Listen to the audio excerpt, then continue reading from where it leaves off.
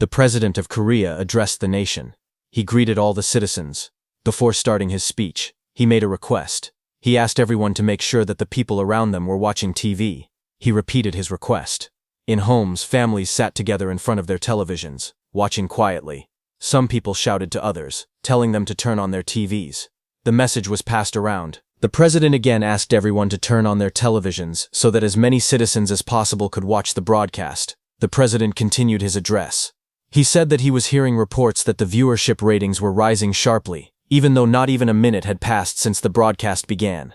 He thanked the citizens sincerely for their understanding, saying that they must have been deeply troubled by the unexplained restrictions. He then announced that martial law had been declared at exactly 5 p.m. on July 16th. He explained that the military had taken control of media outlets and key infrastructure, and that major roads had been closed. And the reason he went this far was because he wanted to face the apocalypse in an orderly way. He added that everyone already knew this by now, that the scenario from a game called Survival Life was happening in reality. He then mentioned the asteroid from that game, called Unjambi. It was heading straight toward Earth. And according to news received at dawn, the US military failed to shoot down Unjambi. As a result, the asteroid eventually fell near Okinawa. The impact caused a massive explosion.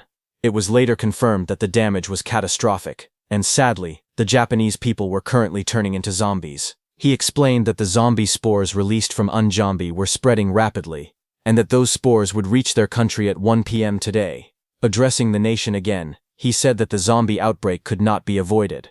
However, according to their findings, it appeared that a small number of people, including awakened individuals, might be able to avoid zombification. So for those people, he had prepared something. Although it would not open for a year to ensure safety, time shelters had been installed at the marked locations, and everyone should head there.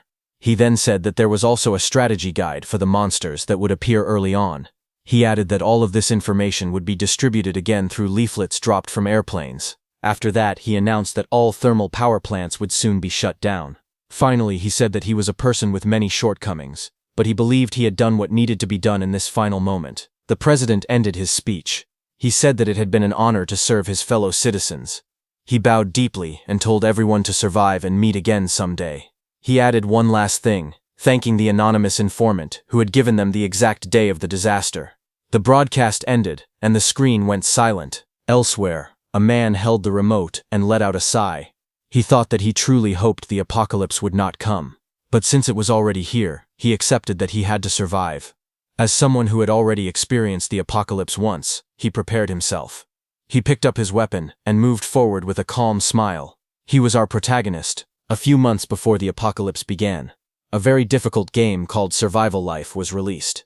It was a VR apocalypse game, also known as Sura. The game was known for its extreme difficulty. Even hardcore Korean gamers found it overwhelming. Because of that, the game shot to the top of the charts right after its release. But despite its early fame, the game ended up with only 4 players left after a year. The game's popularity fell just as quickly as it had risen.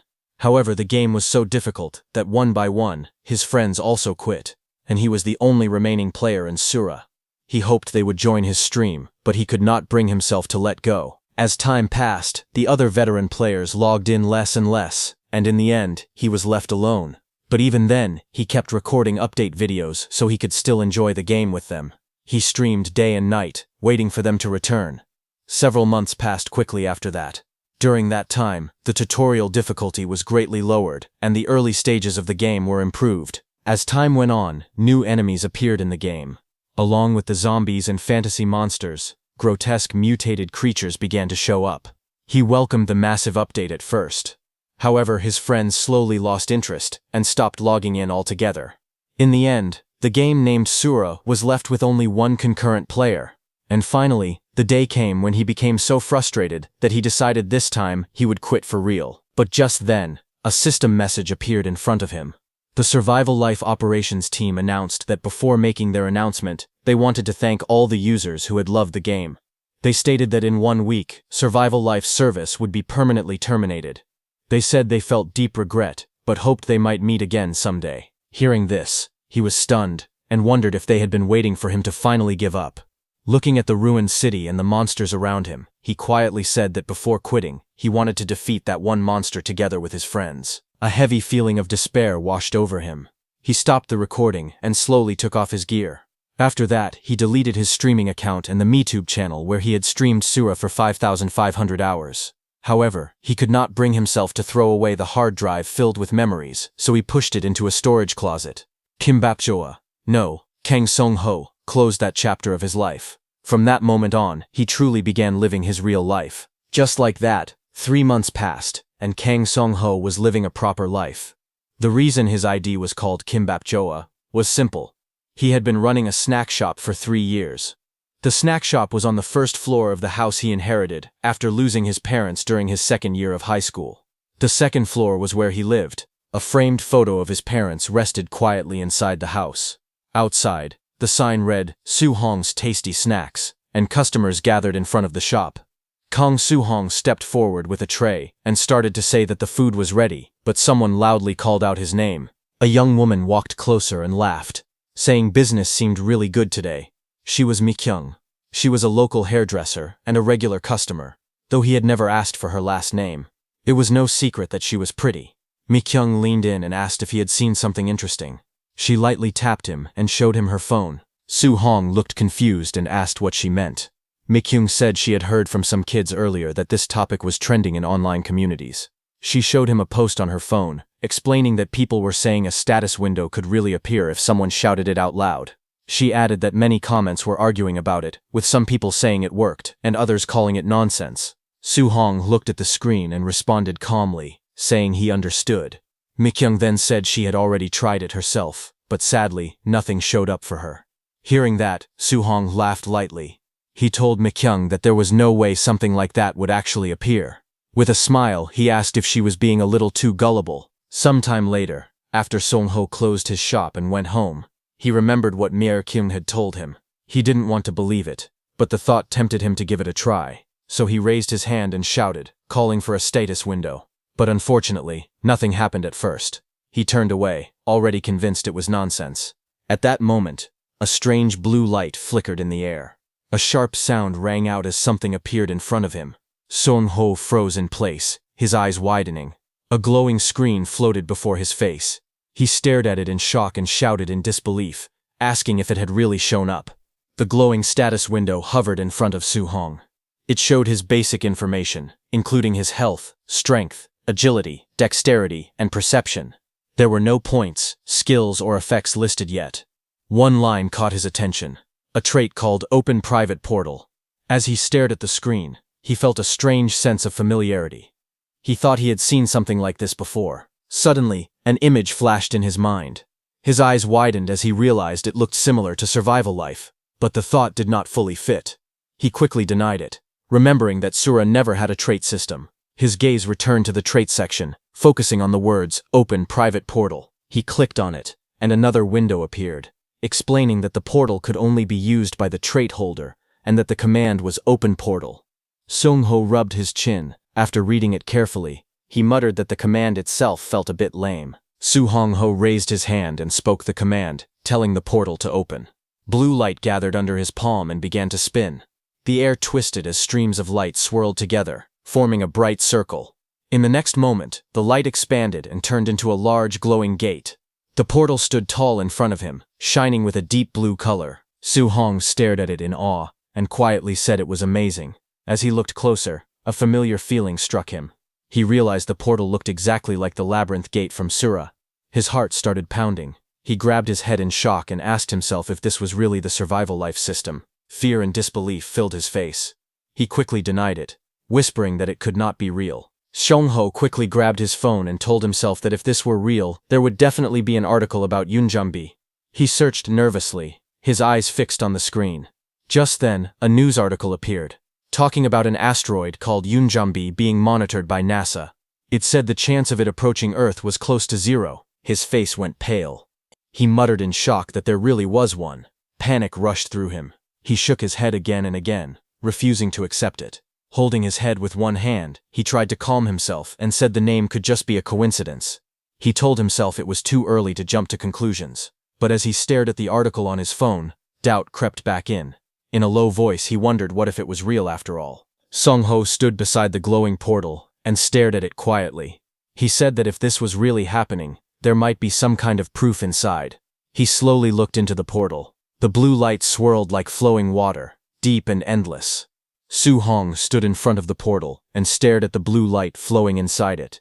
He thought that if this was really happening, there might be some proof inside. Slowly, he reached his hand toward the portal. Just before touching it, he suddenly stopped. He hesitated, his fingers trembling slightly. A thought crossed his mind. Going in without any plan might be too dangerous. Su Hong Ho pulled his hand back and looked serious, realizing he needed to think carefully before stepping inside, so he decided to test it first.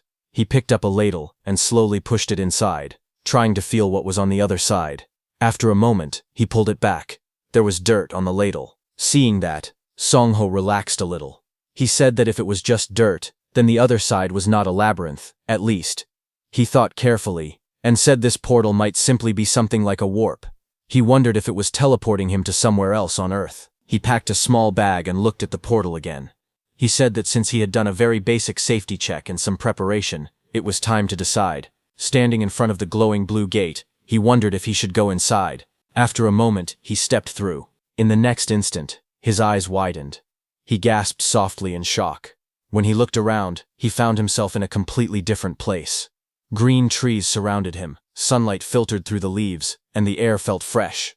The portal stood behind him, glowing quietly. He stared at the scene in disbelief, and wondered if this was really happening. After checking his phone, he noticed there was no signal at all. Because of that, he assumed this place was at least a remote area that people rarely reached. For now, there was no way to confirm where he actually was. He decided that the most important thing was to find proof, so he planned to explore the area and leave markers behind. He took out a pen-like tool and made marks on a tree as a sign. Then he continued walking down the forest path, moving deeper into the area. He wiped sweat from his face and complained that this was exhausting. He wondered why the forest was so big and endless. Feeling tired and irritated, he wished that something would finally appear. Just then, he sensed something behind him. Before he could react, a sharp red beam shot out. He screamed in shock as his body was thrown backward. When he looked up, he froze. A strange white deer stood in front of him, its antlers wide and unnatural. A blue window appeared in the air, showing the name Valley Deer. Seeing the name and the system window, his heart sank. He realized that this place might not be Earth at all, and it scared him for a moment. However, after observing it carefully, he realized it did not seem to be an aggressive animal. Calming himself, he thought that anyway, he still could not say he had found any proof of an apocalypse yet. He felt that it would be a different story if dangerous creatures like stone monkeys or wild boars had appeared. Looking at the strange deer again, he muttered that he had never seen anything called a valley deer in Sura, but from that moment, he had a bad feeling. He admitted to himself that he had sensed it already. He believed this place was closely connected to survival and danger. Still, he told himself it was not certain yet. Even so, he forced himself to ignore that thought. He knew nothing here was clear or guaranteed. He tightened his grip on his weapon and stepped forward. Deep down, he realized the reason he kept denying it was simple. He did not want to accept that a disaster might be coming to humanity. But that small hope did not last long. Soon, he found what he was looking for. A strange tree stood ahead, glowing softly in the forest. A blue system window appeared, showing the name Sun Apple. He stopped and stared at it in silence. Reaching out carefully, he picked up the shining fruit. Holding it in his hand, he swallowed nervously. With an uneasy expression, he muttered that it should be fine. He took a bite of the glowing apple. The taste was strange, but warm energy spread through his body. A blue system window appeared, saying that his stamina had been slightly restored by the sun apple. His eyes widened in shock. He felt the change clearly, and muttered in disbelief. He realized the effect was exactly the same as the sun apple juice sold in the game's cash shop. He let out a dry laugh and cursed under his breath. This was enough to confirm it. As if that was not bad enough, he noticed something else nearby: goblin droppings. Seeing that, his expression turned serious, knowing things were about to get worse. He let out a long breath, trying to calm himself. Holding his head, he told himself that it was time to stop denying it and accept the truth. His chest rose and fell as he steadied his breathing. Slowly, he lifted his head. His eyes hardened, filled with grim certainty. In a low, serious voice, he accepted the conclusion that the end was coming. After turning that strange sense of déjà vu into certainty, He immediately left the portal and started preparing. The first thing he did was take out an old hard drive he had kept and review the early gameplay footage. He remembered that he had only streamed and recorded it because he liked the game. He could not believe it was being used like this now. After searching through the drive, he finally found useful information about an alien asteroid called Yunjom B that fell near Okinawa on July 20th. In an instant, Okinawa was destroyed.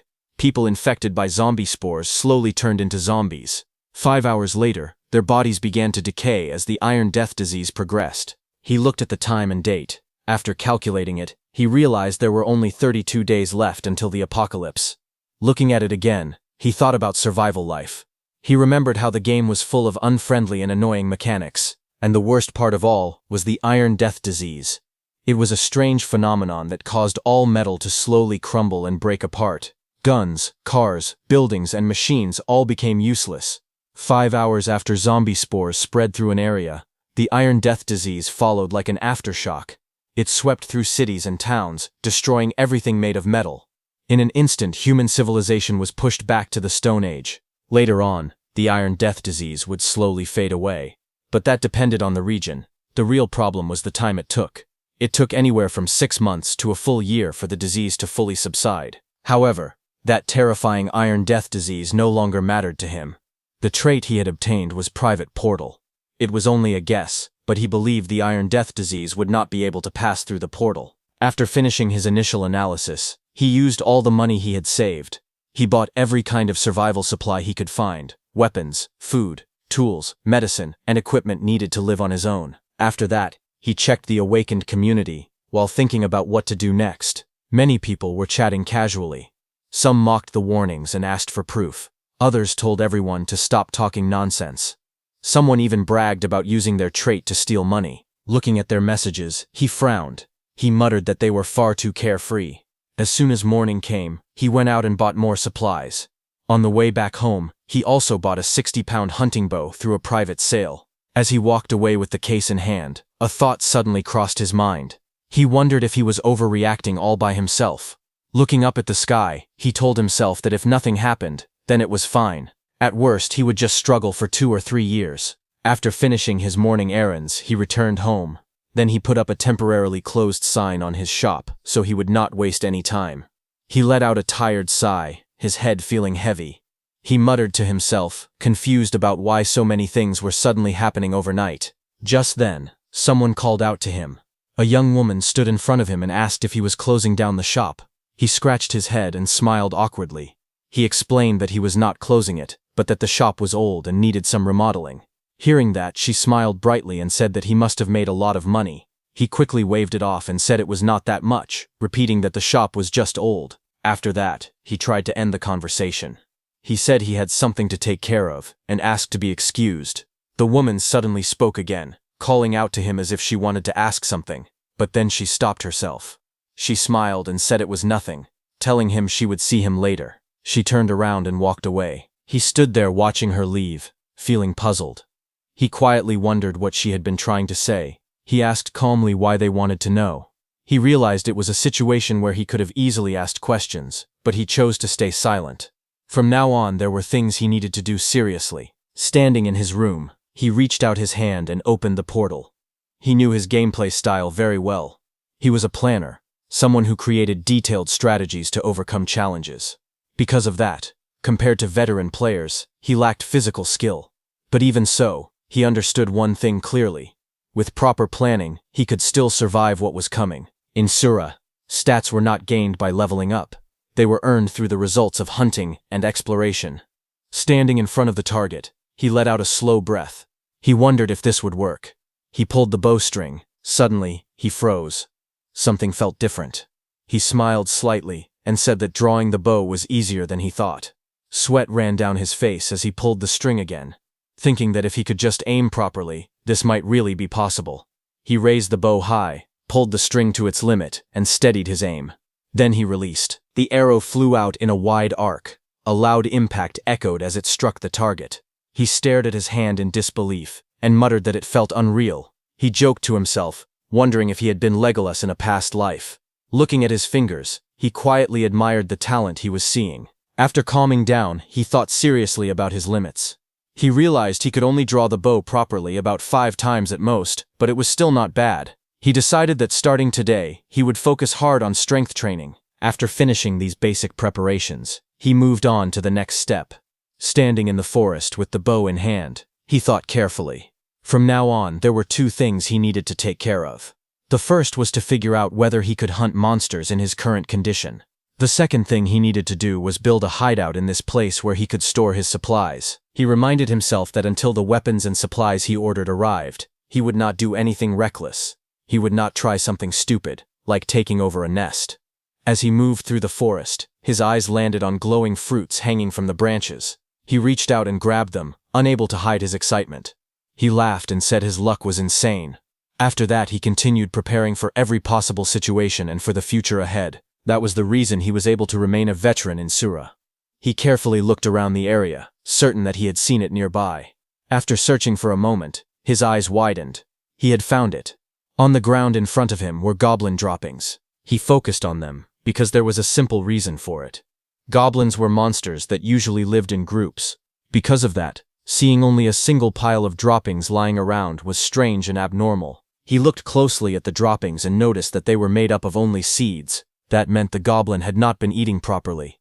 Just as he had predicted, there was a high chance this goblin had been kicked out of its group. He decided that he had to find this goblin, no matter what it took. Opportunities like this were rare. It was not often that he got a chance to test himself in a real fight. The sky slowly grew darker as evening came. He noticed the light fading and felt uneasy. Still, hearing wolves howl in the distance told him something important. It meant he was getting closer to the valley. He moved carefully through the forest, staying alert. Suddenly, he froze. Not far ahead, something small and green was crouching near the water. He recognized it immediately. It was a goblin. As he watched closely, he realized it looked exactly like the goblins he had seen before in Sura. He recalled the basic information about goblins. They were low-tier monsters that usually used spears or poison darts. They liked to paralyze their enemies with poison and slowly torment them. That was exactly why he had chosen a bow as his first weapon. Hiding behind the trees, he carefully drew his bow and took a deep breath, forcing himself to stay calm. Looking closer, he realized this goblin was different. It was old, and it seemed to have been exiled from its group. More importantly, it was not carrying a poison dart or a spear. He steadied his breathing and reminded himself not to get nervous. As long as he stayed calm, he believed he could hunt it. He released the arrow. The arrow shot straight down and pierced through the goblin's arm. The goblin screamed in pain and thrashed violently. He frowned slightly. He had aimed for the head, but at least the attack had hit. Seeing the opening, he decided not to hesitate. He planned to press the advantage and go for another shot. However, when he moved forward to take another shot, something went wrong. The goblin suddenly threw a stone. It flew straight at him and smashed into his hand. He gritted his teeth and cursed under his breath as pain shot through his arm. The goblin did not retreat. Even with its arm injured, it rushed at him fiercely. Seeing its movements, he realized this goblin was experienced. It was not panicking like a normal weak monster. He quickly dropped the bow and pulled out his blade. The goblin roared and swung its weapon at him. Their attacks collided head-on. The blade and the crude weapon clashed with a loud impact. Both sides pushed forward, neither willing to back down. Sung Ho lunged forward without hesitation, gripping the blade tightly. His eyes were sharp and focused as he swung at the goblin. The goblin twisted its body and barely avoided a fatal hit, but it was still forced back. Sung Ho shouted as he pushed forward, striking again with all his strength. The goblin screeched in pain and rage, refusing to fall. Blood splashed as their attacks collided again and again. Gritting his teeth, Sung Ho cursed the goblin for its stubborn resistance. In the struggle, his knife slipped from his hand and flew away. The goblin seized the chance and slammed into him, forcing him to the ground. They crashed down together, locked in a brutal struggle. The goblin screamed loudly, raising its head to bite. At the last moment, he grabbed his weapon again and drove it straight down. The blade pierced deep into the goblin's body. The goblin let out a final shrill scream as its strength faded. Su Hong collapsed to the ground, breathing heavily. A blue message appeared, telling him that he had gained 2 points. He stared at it for a moment, then laughed weakly. He said he had really done it. After calming down, his eyes fell on a small pouch lying nearby. He picked it up and checked the contents. Inside were guaca powder and vegetable oil. He remembered that in Sora, combining these two could make a simple ointment. He decided to try it later. There was no time to relax. He knew he had to hurry and dig. If the goblins' group found the body, it would be dangerous. He hurried away, knowing he could not leave the body behind. If he did, it would clearly turn into a bone creeper. As he moved through the forest, his eyes caught something unusual. He stopped and looked toward the stream. 2 red trout were swimming calmly in the clear water. He frowned slightly, surprised to see them there. A thought crossed his mind. If this was a valley where red trout lived, then this place might be more special than he first thought. Suddenly, he felt a chill run down his spine. He slowly turned his head, his face stiff with fear. A bad feeling filled his chest, and his breath grew shallow. Behind him stood a massive monster. Its red eyes glowed in the darkness as it stared straight at him. It was an owlbear. Kneeling on the ground, Su Hong swallowed hard and realized the truth. He realized he was completely screwed. His life started flashing before his eyes. He started remembering the days when he used to play the game and live stream. He often used to cover monsters' habits, fighting styles, and behavior. And one of them was owlbears. He remembered explaining that the most dangerous creatures in the forest were werewolves and owlbears. He had pointed out that when an owlbear had already claimed a territory, it meant something important. It meant the monster ecosystem in that area was balanced. Looking back, he felt that those days were truly good times. The chat, which always reacted with excitement, made him laugh. Those familiar comments filled the chat, making the stream feel lively and warm. But suddenly, his thoughts broke apart. He wondered why he was thinking about those happy memories now. His face turned pale, and sweat rolled down his cheek. A strange fear filled his chest. He realized what was happening. It felt like his life was flashing before his eyes. In front of him, the owlbear stood tall. Its red eyes glowed as it slowly raised its sharp claws. Su Hong shook his head and rejected the thought. At least for him, this was not his life flashing before his eyes. It felt more like a flashback of his old friends telling him to calm down and get a grip. His body trembled, but he forced himself to think clearly. He recalled what he knew. Owlbears had a habit of tearing apart anything they saw when they were hungry. But the fact that the owlbear was just standing there meant one thing. It was not hungry. In other words, there was only one thing that was bothering the owlbear. That meant he had entered the owlbear's territory, the place where the red trout lived. Understanding this, his mind became clear. If that was the case, then there was only one way to escape this situation. He knew that in his mind, he was still Kimbap Joa, but his body was Kang Song Ho. Even so, if he wanted to live, he had to do this. He clenched his teeth and shouted, pushing himself forward. The owlbear had the head of an owl, so its night vision was strong. However, it was weak to sunlight. The monster lunged at him, swinging its claws down, but he did not panic. He had memorized its attack patterns long ago. Now, all he had to do was execute them. The owlbear's claw swung down at him. He watched it closely, and knew there was only one timing. The attack passed just past his face, missing him by a hair. That moment was all he needed. He moved instantly and rushed forward. He raised the flashlight in his hand and aimed it straight ahead. He turned it on and shone the light directly into the owlbear's eyes. A sharp beam of light burst out. The owlbear screamed in pain and roared loudly. Its eyes were blinded by the sudden light. After that, the scene shifted to the next day in his room. A sharp ringing sound filled the room. The alarm kept ringing again and again. He slowly opened his eyes and groaned. His whole body ached badly. The ringing continued, making his head throb. He reached out and slapped the alarm clock, finally turning it off. He stared at the time and felt confused. He wondered if he had passed out the moment he escaped. It felt like hours had gone by, and he thought that made sense. Lying there, he let out a tired sigh. As if fighting a goblin was not enough, he had even run into an owlbear. The memory made him shudder. He muttered that he really never wanted to see one again. Just then, his stomach suddenly growled. He realized that he had not eaten anything since yesterday afternoon. Trying to get up, he lost his balance and fell forward, hitting the floor hard. He groaned in pain and lay there for a moment. His legs felt weak, with no strength left in them. Turning his head, he noticed his backpack nearby. He reached out and opened it, then pulled out a yellow apple. Without hesitation, he took a bite. Warm energy spread through his body as he chewed. A soft glow wrapped around him, and his strength slowly returned. He lay back on the bed, breathing out in relief. Feeling the warmth fill him, He thought that he finally felt a bit more alive. After recovering his strength, he smiled to himself and thought that it was time to properly fill his stomach. So he went outside to a restaurant.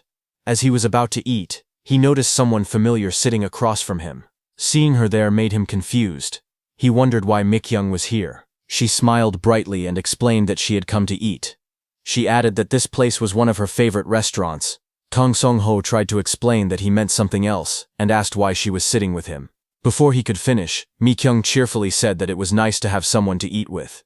Hearing that, he could only sit there quietly, unsure how to react. While eating, Mi-kyung casually asked Song-ho if he had ever tried the thing she mentioned before. Song-ho paused and asked if she meant the status window. Her eyes lit up right away, and she excitedly asked if he had tried it. At that moment, Song-ho finally understood why she had stopped herself from talking back then. Mi-kyung leaned forward and said with confidence that she really thought it was real. She even showed him an article on her phone about a strange incident at a convenience store. As Soo-hong listened, he quietly thought that he could not tell whether she was just naive or simply too pure. With a helpless smile, he pointed out that what she wanted to ask was already very obvious. He then answered honestly, saying that he did try it, but unfortunately nothing appeared for him. Although he knew it was a lie, he felt that lying in this situation was completely justified. His trait was not combat-oriented at all. It was a skill meant for solo play, not for working in a team. In a world where his safety was not even guaranteed, revealing his abilities would be extremely dangerous. With a calm expression, he tapped the table lightly as these thoughts passed through his mind.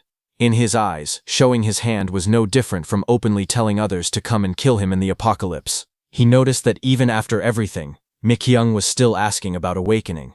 That meant she was one of the awakened. Suddenly Mi-kyung apologized to Kang Song-ho. Looking confused, Kang Song-ho asked what she was apologizing for. She hesitated, then admitted that there was something she had lied about. As he watched her, he quietly thought that Mi-kyung really seemed like a good person. Kang Song-ho looked at her seriously and told her that it was okay. He said she did not have to tell him right now. They still had time. She could tell him later, when she felt brave enough. With those words, he headed back home. When he arrived, packages were being delivered in front of his house. The things he had ordered were finally starting to arrive, one by one. After that, he moved the items he would need later up to the rooftop. The things he needed right away were taken to the second floor. While he was at it, he began preparing seriously. He carefully cut open the boxes and selected the items he would use for today's operation. After laying everything out, his goal for the day became clear. His mission today was to find a place that could be used as a hideout. He gripped the pipe tightly in his hands. No matter what happened, he knew he had to secure a hideout. With his backpack on and tools ready, he moved forward without hesitation. Finding a place to hide was not difficult for him. Earlier, while searching for the old goblin, he had already noticed a strange and suspicious spot. That place now became his target. He looked at the hidden cave covered by plants and vines.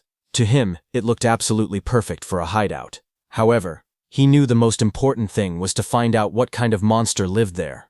He raised the portable telescope and carefully checked the ground inside. Soon, his eyes caught something. He saw footprints clearly pressed into the dirt. They looked familiar. He realized they were kobold footprints. At that moment, he felt a wave of relief. This was pure luck. He lowered the telescope and smiled sincerely. Even though his plan would work on most low-tier monsters, it was still better to confirm everything. He plucked a small leaf and let it fall to check the wind. After watching its movement, he nodded to himself. The kobolds that lived there were nocturnal, so they would be asleep at this time. For them, what he was about to do would be absolute poison. To carry out his plan, he quickly began gathering firewood. It was tougher than he expected, but he did not stop. After collecting enough, he placed the firewood near the cave entrance. Looking at the pile, he felt it should be enough. Then, without hesitation, he poured gasoline over the firewood. He crouched down and thought that now all he had to do was set it on fire. At that moment, a voice suddenly rang out. Kobolds rushed out from the cave. They had already woken up. When they saw Soo-hong, the kobolds looked shocked to see him standing there. Before they could react properly, he moved. He grabbed the fire axe and charged forward without hesitation. The axe swung through the air in a wide arc and killed the kobolds swiftly. As he looked at the fallen creatures, a thought crossed his mind. Was drowsiness actually a status effect? It seemed like the kobolds had been sluggish from sleep, allowing him to land perfect blows. He was surprised that even now, a one-turn kill was possible. Just then, a blue system window appeared in front of him, telling him that his level had risen to 1 and that he had acquired a total of 4 points. He took a quick breath and glanced at the message. There was no time to celebrate. He decided to think about the details later. For now, he needed to act fast before more kobolds woke up. He pulled out his lighter and dropped it onto the gasoline-soaked firewood. Flames burst to life, spreading quickly. Inside the cave, the fire crackled, and smoke began to rise. In the game Sura, all low-tier monsters had one thing in common. They were extremely weak against sudden changes. Although burning them alive would have been more effective, as the new owner of this place, that would make cleaning up later very troublesome. Because of that, he chose a different method. He decided to weaken them first. The smoke made their eyes sting and their heads dizzy, making it easier for him to kill the monsters. Inside the cave, the kobolds shouted loudly and screamed. They stumbled around, coughing and roaring in confusion. This was exactly what Kang Song-ho wanted. By throwing them into chaos, he could control the fight. Soon, kobolds rushed outside one after another, coughing and stumbling. This was exactly what Kang Song-ho had been waiting for. When they came out, his plan was to finish them all at once. He watched carefully and frowned slightly.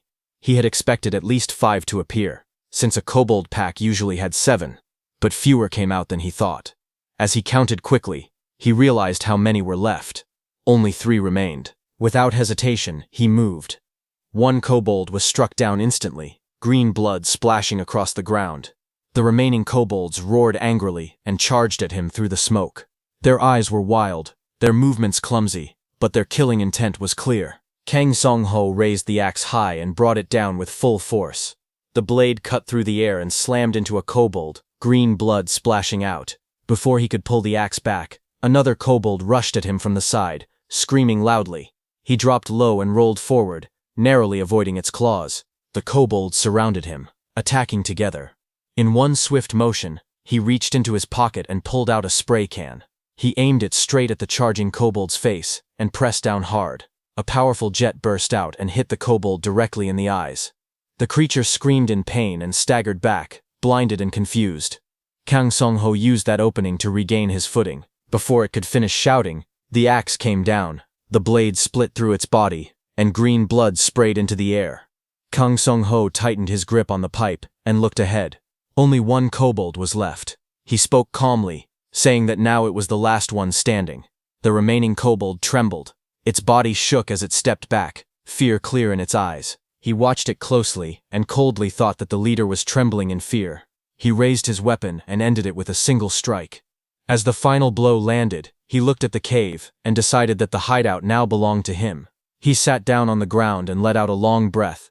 The fight was finally over, but his body felt extremely heavy. Dealing with them was not that hard, but because he had no stamina, it was truly exhausting.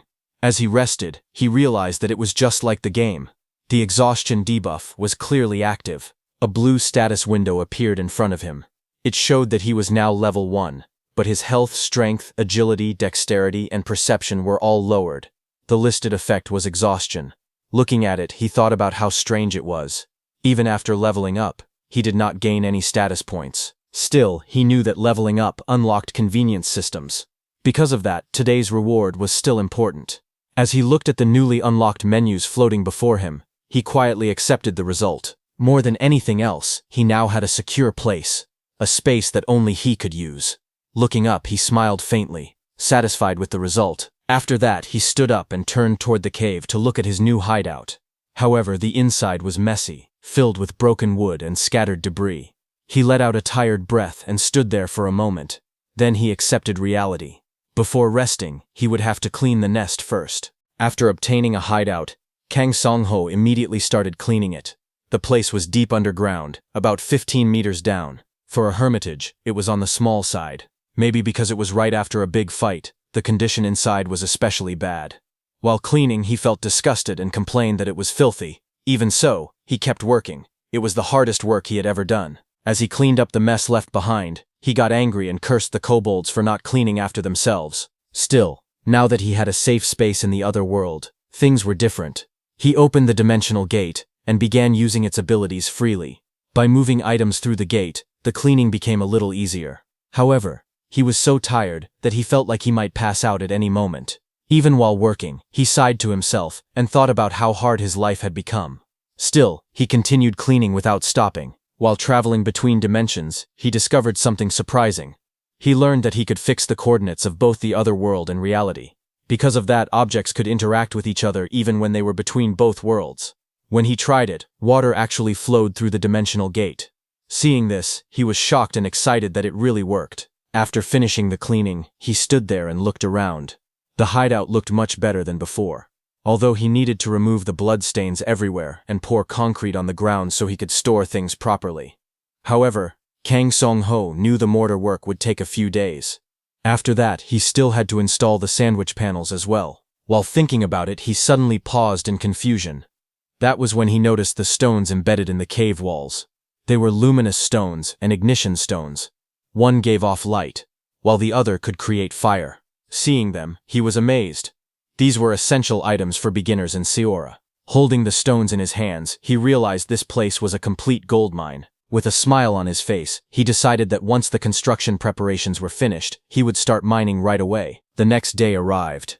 Outside the snack bar, he let out a long groan. Inside, he bent forward, breathing heavily. Yesterday, he had pushed himself too hard. Because of that, his whole body ached, and there was not a single place that did not hurt. When he raised his arm, he froze. He noticed many small cuts on his skin, and wondered when he had gotten all of them. Still, it was not serious enough to need a sun apple right away. He decided to test something else first. He thought about making an ointment to see if it would work. Holding the ingredients in his hands, he realized the method for making the ointment was actually very simple. He mixed guaca powder and vegetable oil together in a 5:5 ratio. He poured them into a bowl and kept stirring until the mixture slowly hardened. As he worked, a small smile appeared on his face. The result was a fairly useful ointment that could slightly heal wounds. For someone who worked in a kitchen before, making this was easy. He tested it by spreading the ointment on his arm. After a moment, he could clearly feel the healing effect. It was working. However, as Kang Song-ho looked at it closely, he frowned. Using something like this every time felt a bit troublesome. To raise his stats, he knew he had to keep doing what he was doing now. Still, as memories of dangerous fights flashed through his mind, he quietly worried that if things continued like this, he might die before the disaster even arrived. He sat quietly and thought things through. A sling was smaller than a bow and depended heavily on the terrain. Even a gun could only take down 1 or 2 enemies at the very beginning.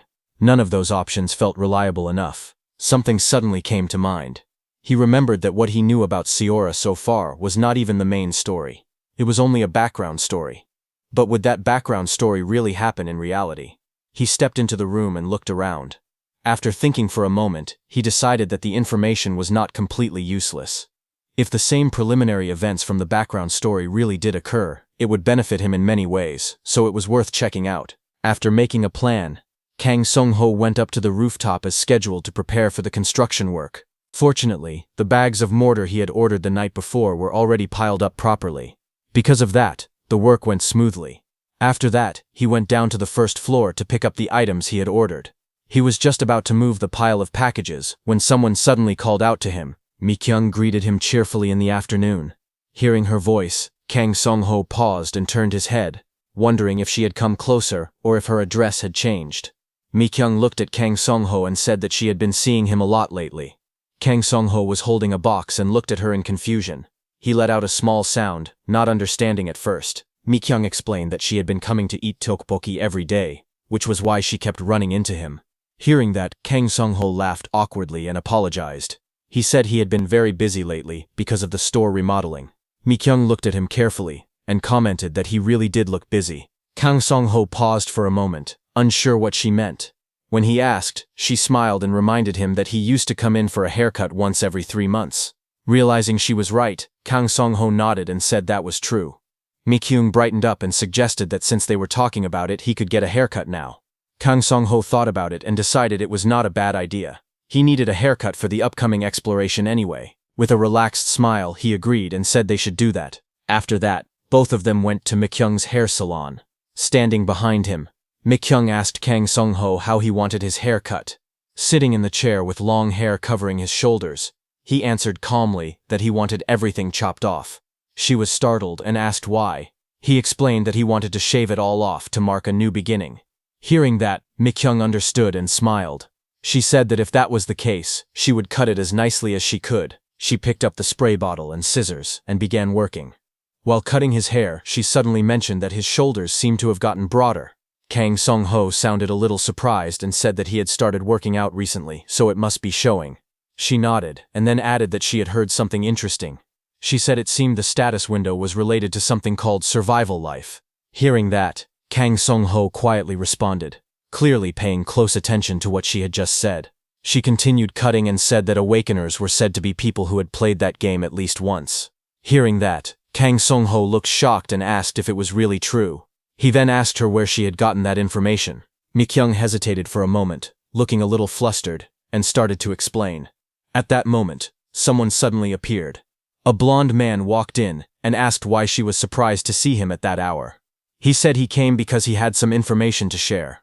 Seeing this blonde-haired man, Kang Sung-ho remembered that this was the man he had once fought with over loud singing. The man continued speaking and explained that someone seemed to be trying to monopolize information. Because of that, the person had deleted all his videos and run away. Hearing this, Mi-kyung reacted in shock and asked if that was really true. The blonde-haired man told Mi-kyung that their group was currently trying to find out where that person lived. Mi-kyung looked uneasy and asked if that was not illegal. The blonde man spoke honestly and called her name. He asked if they were really in a position to be picky right now. He said that catching the person who was hiding information and then sharing it was for the public good. She still hesitated and said it did not feel right. From the chair, Kang Sung-ho felt a bad feeling rise in his chest. He realized they were talking about him and that they were looking for him. The blonde man told Mi-kyung that she needed to be bold. He then asked if she had finished thinking about joining their team. Mi-kyung hesitated and told him that she had not decided yet. Meanwhile, sitting quietly, Kang Sung-ho thought that the whole situation felt ridiculous. In his mind, he recalled deleting the video only because he felt disappointed at the time. He never even thought about monopolizing information. He did not even have time to think about something like that. The blonde man clicked his tongue in annoyance and said she was frustrating. He wrapped an arm around her shoulders and confidently said everything was progressing exactly like Seora. Watching this, Kang Sung-ho felt disgusted by the way the man acted as if he knew everything. The blonde man sneered and said that if that guy had just posted the information in the first place, none of this would be happening. He warned Mi-kyung that he could not wait much longer. Hearing this, Kang Sung-ho wondered what would happen if the community really turned against him and cursed him. If that happened, he did not know what to do. A question echoed in his thoughts. He wondered if he should be the one to share the information instead. The blonde man urged her to make a decision quickly. At that moment, Kang Sung-ho finally stepped forward. He calmly said that he did not know what they were talking about, and asked if they could discuss it later. The blonde man's eyes widened in shock. He turned sharply and started to speak, asking who that person thought he was talking to. Kang Sung-ho stepped closer, his eyes cold. He warned the blonde man to leave while he was still being polite. He added that this was a chance to walk away before things turned ugly again. The blonde man froze. Sweat formed on his face as fear crept into his eyes. He let out a nervous sound and realized that today was not his day. He muttered that he would leave and turned toward the door. As he walked out, he forced a stiff goodbye. Once he was gone, Mi-kyung finally relaxed and let out a long breath. Her shoulders dropped as the tension faded. After a moment, Kang Sung-ho spoke again. He gently called her name and suggested that they exchange phone numbers, just in case. He smiled lightly and told her that the blonde man was a bad person. After that, he came back home. He put the construction work aside for a while and turned on his computer. Under the excuse of information monopoly, the online community had exploded. The real-time boards were filled with angry messages. People were shocked that all the videos had been deleted and cursed the person who posted them. Some threatened to kill him if they found out where he lived. Others asked hackers to expose him and even offered rewards. The screen was flooded with insults and abuse aimed at him. The person who had shared the important early information was now receiving nothing but hate. He scrolled further and saw one of his old posts. It was a guide titled Early Game Honey Tips. The post explained zombie behavior, weak points, and safe floors in buildings. Even under that post, people were still attacking him. They mocked him, doubted him, and demanded proof of his playtime. Finally, he noticed an ID that seemed to belong to the same group of people. He clicked on it and saw the name displayed on the screen. He frowned and muttered that the person was crazy. wondering why someone would even verify their real name just to make a nickname. The posts became even worse. They were no longer just cursing him. Some comments talked about finding him, while others mentioned doing something to Jung Mi-kyung. Reading that, his expression darkened. He called them filthy in his mind. Unable to stand it anymore, he turned off the computer. A deep sense of disgust toward people settled in his chest. Still, he knew it was not because he was broken mentally. He was simply tired of people like them. But then something changed. As he sat there, his hand rested on the chair, and he suddenly felt strange. It was as if his mind was becoming clear. He wondered why his head felt lighter and calmer than before. At that moment, a thought surfaced in his mind. He reached out and opened the dimensional gate. For the next 2 days, he fully focused on working on the hideout. He mined luminous stones and ignition stones with a pickaxe. After that, he mixed mortar with water and poured it onto the ground. He spread it carefully and smoothed it out evenly with a tool, making sure there were no rough spots left. Once the work was done, he stepped outside. He came out to wait for the mortar to dry, letting the quiet air surround him as he took a short break. As he looked at the moon blooming in the dark sky, a thought came to him. His hand slowly clenched into a fist. He thought that when faced with injustice, it was fine to answer it with injustice. He knew he was not a hero. He was just an ordinary person, so he did not need any grand sense of mission. In the end, he understood one simple thing. He only needed to survive. When he made that decision and turned around to go back, something happened. A sharp cracking sound came from behind him.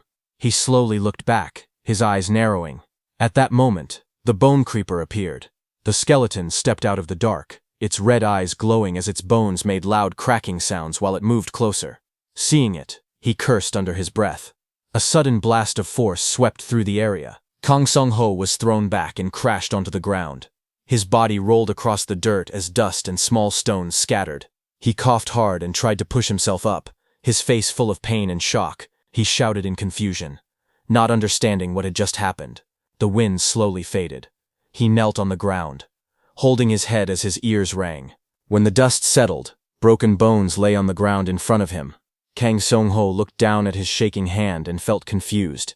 He could not understand how he was still alive. When he remembered what had happened, he saw the bone creeper in his mind. By the time he noticed it, the creature was already about to explode. He had no time to think. He had turned and run with everything he had. A huge blast went off behind him. The shockwave threw him into the air and sent him flying far away. He crashed hard onto the ground, barely surviving. Now, sitting there in pain, he understood the truth. Kang Sung-ho raised his hand and opened the status window. It showed that his health was very low, and all his stats had dropped. But there were no torn muscles or broken organs. When he saw that his level and points had gone up, he understood what it meant. The system had counted the bone creeper as defeated. His head started to hurt badly. He grabbed it, feeling dizzy and confused. He quickly opened the dimensional gate and went back to his house. After coming back, he started treating his wounds right away. He placed his medical supplies on the table and sat down in front of them. One by one, he carefully pulled the sharp bone pieces out of his skin. His teeth clenched as pain spread through his body. After that, he rubbed healing ointment over the wounds to stop the bleeding. It burned badly, and he let out a painful breath. When the bleeding slowed, he wrapped his arm and body with a bandage and checked his condition. His vision became blurry, and his strength slowly faded. In the end, Kang Sung-ho collapsed onto the couch and fell asleep from exhaustion. The next day, morning light filled the room as Kang Sung-ho lay on the couch, still wrapped in bandages. He slowly opened his eyes and felt weak all over. For a moment, he thought he was really going to die like this. Sitting up, he realized he should have checked whether the ointment worked before falling asleep, so he quickly opened his status window. His status window showed that his health had gone up, and his body was stable. Seeing that, he finally felt relieved. Kang Sung-ho let out a slow breath, knowing the medicine had worked. Then he started to think about what had happened last night. He wondered where the bone creeper had come from. However, he knew that the forest was huge, so it was not strange for dangerous things to suddenly appear. After this accident, Kang Sung-ho realized that his perception stat was too low, so he needed to raise it to notice danger faster. He remembered how the game Serora worked. There were two main ways to become stronger. The first way was to gain experience and earn stat points by fighting and leveling up. The second way was to get special items that had stats on them. But he also knew that Serora was a very harsh game, Getting good items was very hard because everything was random. In his mind, he recalled how players fought monsters again and again, hoping to finally get something useful. He also remembered that strong monsters could have special skills, and if the right conditions were met, those skills could be obtained. Although he needed items with stats, he did not know where to get them right now. To find the answer, Kang Song-ho decided to check the game's background story that he remembered. He turned on his device and opened the game menu. The background story explained what happened before the silver rain fell. He remembered that if someone was lucky, it was possible to get special items before the apocalypse even began. But this would only happen if those early strange events occurred in the real world. During those events, strong monsters would start to appear. After carefully reading the background story for a long time, he learned that there were 3 early events before the real disaster. The last one was about a Russian ship. Before that there was something called the Hobgoblin, but there was no clear information about it. Then he saw a report on the screen. It said that on June 26th at 5 p.m., an orc's body was found near Jungsan-ri campground on Jirisan Mountain. The news was quickly deleted by the government, so almost no one knew about it. Kang Song-ho understood that the Jirisan orc incident was the very first event. He checked the time again, and realized that if the orc was found on the afternoon of the 26th, it must have been alive earlier that day. So he decided that he had to leave on the night of the 25th to reach the place by morning. As he was about to prepare things for this, his phone suddenly started to ring. It was Mi-kyung. Kang Song-ho looked at the screen and wondered why she was calling him at this hour. The scene then shifted to a cafe called Starbin, where Mi-kyung was already sitting, waiting for him. When she saw him, she looked worried and asked if he was okay. She said his face looked strange and that he was wearing long sleeves even though the weather was hot. Kang Song-ho gave a small laugh and said that he just did not feel the heat much. Mi-kyung kept watching him closely. She wondered if something had happened before. She asked if it was because his haircut appointment had been delayed because of Oh In-huk last time. Kang Song-ho quickly said that was not the reason. Hearing that, Mi-kyung felt relieved. She said she was honestly a little scared because of how he had looked earlier. Kang Song-ho laughed softly and said that even though he joked, it was true that he really did not like that man. He explained that the man had once caused trouble with an illegally modified tow truck.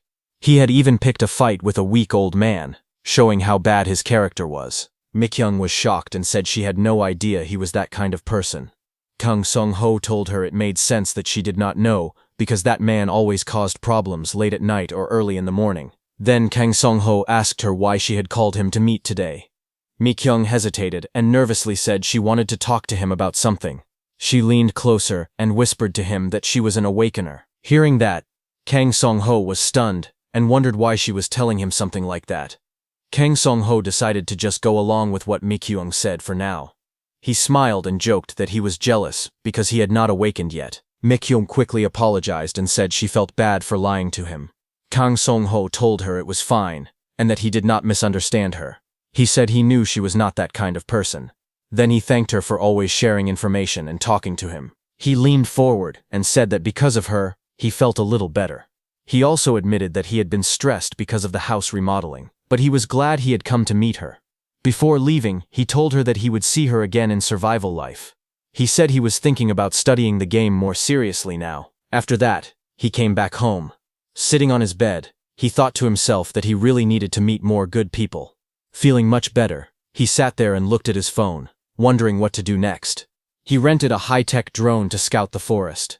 He also rented a car to use for the remaining time.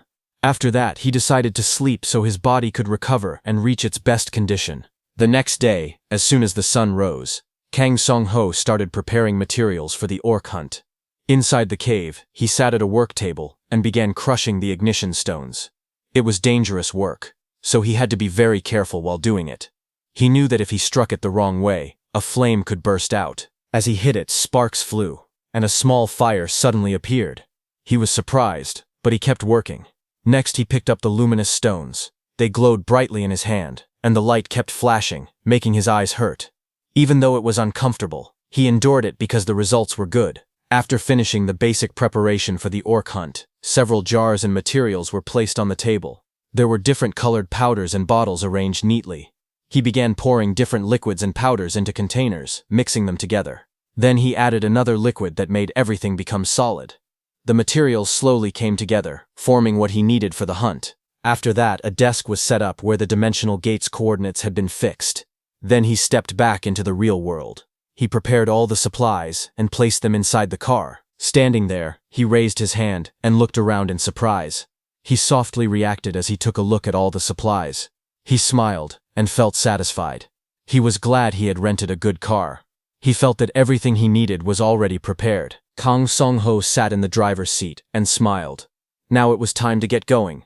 He headed toward Jurisan, the place where the orc would appear. Before midnight, the car arrived at the Yungsan-ri camping ground parking lot. Rain poured down heavily, soaking the area. With the remaining time, he did some image training while sitting inside the car. On his phone screen, he watched how he was facing an orc in the game. After that, he checked his equipment. He reached into the car and made sure everything was in place. Exactly as the next day began, and the clock showed the early morning hour, he stepped out into the rain, now wearing a hooded raincoat. He had a flashlight on his head. He began searching seriously. The rain grew heavier, drumming loudly around him. He muttered in annoyance, and noticed that the weather was getting worse as he continued forward. On top of everything else, mist spread through the area, blocking his view. He could not see clearly in front of him. As he walked through the wet ground, he wondered where the orc would appear. He was sure he had already checked the entire camping ground. He remembered the scene of people gathered around a fallen creature. Just as expected, strange signs were appearing in reality. He raised his hand slightly, feeling uneasy, as if something was about to happen. Before he could finish his thought, a sudden sound rang out. A sharp warning echoed through the rain. He suddenly stopped. Hearing the sound, his eyes widened in shock. Through the heavy rain and mist, a huge shadow slowly appeared. Red light glowed from its eyes as it stepped forward. He immediately recognized that it was an orc, not just an ordinary one, but a red orc, a rare subspecies. Seeing it clearly, his heart raced. He realized that defeating it might guarantee a skill drop. He took a deep breath and told himself to stay calm. His hands tightened around the red flare stick. Flames burst out from it, lighting up the rain. He stepped forward with a steady gaze, thinking that as long as he followed the plan, he could catch it. The red orc walked closer through the mist, weapon in hand. The confrontation had begun. His strategy for dealing with the orc was as follows. First, he used the orc's aggression to draw its attention. With a sharp motion, he threw the flare forward. The red light spun through the air and landed on the ground ahead. The orc noticed it immediately. Attracted by the bright signal, it turned its body toward the flare. Rain poured down as the orc stepped closer, gripping its weapon tightly. Its eyes glowed red with anger. The moment the orc attacked it, for a brief moment, the orc's movement stopped. Its attention was fully focused on the flare glowing on the ground. That was the opening he was waiting for. Song-ho rushed forward, stretched out his hand, and shouted to open his portal. Then he slipped between the orc's legs. At the same time, a blue portal opened on the ground in front of him, glowing brightly in the rain. While sliding, he entered the portal. But before entering the portal, he reached into his clothes and took out a flash can that was already burning. Before the orc could react, the orc's face brightened with a flash as Song-ho activated the flash can and threw it toward the orc. A blinding blue light exploded in front of the orc's face. The light flooded the area, cutting through the rain and mist. The orc let out a loud roar as it was hit by the flash, covering its eyes as pain spread through its head. It screamed as its vision was stolen by the flash. Su-hong knew that until the orc's vision returned, he had about 20 seconds. He took out a knife and lit up another flash can. From that moment on, it became a battle against time. Sparks flew as the flame burned steadily. He moved forward without hesitation. His target was clear. First, he had to rupture the orc's muscles. The orc staggered, its body tense and unstable. The status effect on its muscles weakened it, slowing its movements. In the next instant, he struck. Green energy burst from his blade as it cut into the orc's body. The slash landed deep, tearing into its flesh. The orc let out a painful scream. Its eyes glowed red with rage as blood sprayed into the rain. Even blinded and injured, the orc swung its weapon wildly. A red arc cut through the air as it attacked in fury. Su-hong-ho lowered his body and narrowly avoided the attack. His eyes stayed calm as he held the knife tightly. In the next moment, he rushed forward. A blue arc flashed as his blade cut into the orc's leg. Green energy burst out where the strike landed. The orc let out a painful cry. Its mouth opened wide as it roared in agony. Its body staggered, unable to keep its balance. The injured leg gave out, and it dropped to one knee. Rain poured down as the orc struggled to move. Su Hong did not stop. He quickly closed the distance. When his eye level roughly matched the orc's, he acted. He pulled out the prepared flame can and raised his arm. The fuse was already burning as sparks flew. He lunged forward without hesitation. He grabbed the flame can and forced it straight into the orc's open mouth. The orc's sharp teeth snapped shut as the can was shoved deep inside. A split second later, a massive explosion erupted from the orc's head. Fire burst outward in all directions. The orc's body shook violently as the blast tore through it. Su Hong stepped back, rain pouring down around him. He looked at the burning remains and calmly asked how that felt. He said that even an orc could not survive something like that. At that moment, a powerful fist suddenly smashed into his side. The impact sent him flying across the ground. He rolled and crashed hard, coughing as he struggled to breathe. He lay there in the rain, his body aching. Sweat ran down his face as he clenched his teeth. He muttered in frustration that letting his guard down like that was a stupid mistake. The orc was still standing. Its entire upper body was covered in raging flames. Fire wrapped around its muscles as smoke rose into the rain-filled air. It slowly stepped forward, its body still moving despite the blast. Seeing this, Song-ho cursed under his breath. Rain ran down his face as sweat mixed with it. His eyes widened slightly. For a brief moment, fear flashed through his mind. He wondered if he was really going to die like this. But before anything else could happen, another sound rang out. It was the orc that fell to the ground. The flames surged violently, swallowing the orc completely. Its body was finally consumed by fire. Blue system windows appeared in the air. Su Hong's level increased to 3. He obtained 10 points. Another message appeared, informing him that he had acquired the skill Survival Instinct. He raised his hands weakly and stared at the screens in silence. After a moment, he let out a long breath. He said he seriously could not keep doing things like this. The fire continued to crackle beside him as rain fell. He slowly stood up and looked around, wondering where the dropped item was. Just then, a blue system window appeared in front of him. The watch appeared on his arm as his perception increased by 2. Seeing this, he let out a breath of relief. With the heavy rain falling, it would have been hard to find anything, but the watch had appeared on its own. He then glanced down at the orc's remains and wondered what he should do with the body now. He thought that the Mount Jiri orc incident was clearly under embargo. He questioned whether releasing this information was the right thing to do. His expression turned serious. He recalled what Miss McKine had said before. She had mentioned that awakened people were those who had played that game at least once. If that was true, then at least several thousand people had already awakened. The thought made his chest feel heavy. He imagined a crowd of awakened people surrounding him. He thought that even if only half of them, no, even if it was just a small minority of the people were like Oh In Hak, there was a high chance they would destroy the system for personal gain and incite riots. But Su Hong-ho thought that the biggest problem was that if he left this corpse, the body would turn into a bone creeper and harm people as soon as tomorrow. Suddenly, he paused. A thought struck him.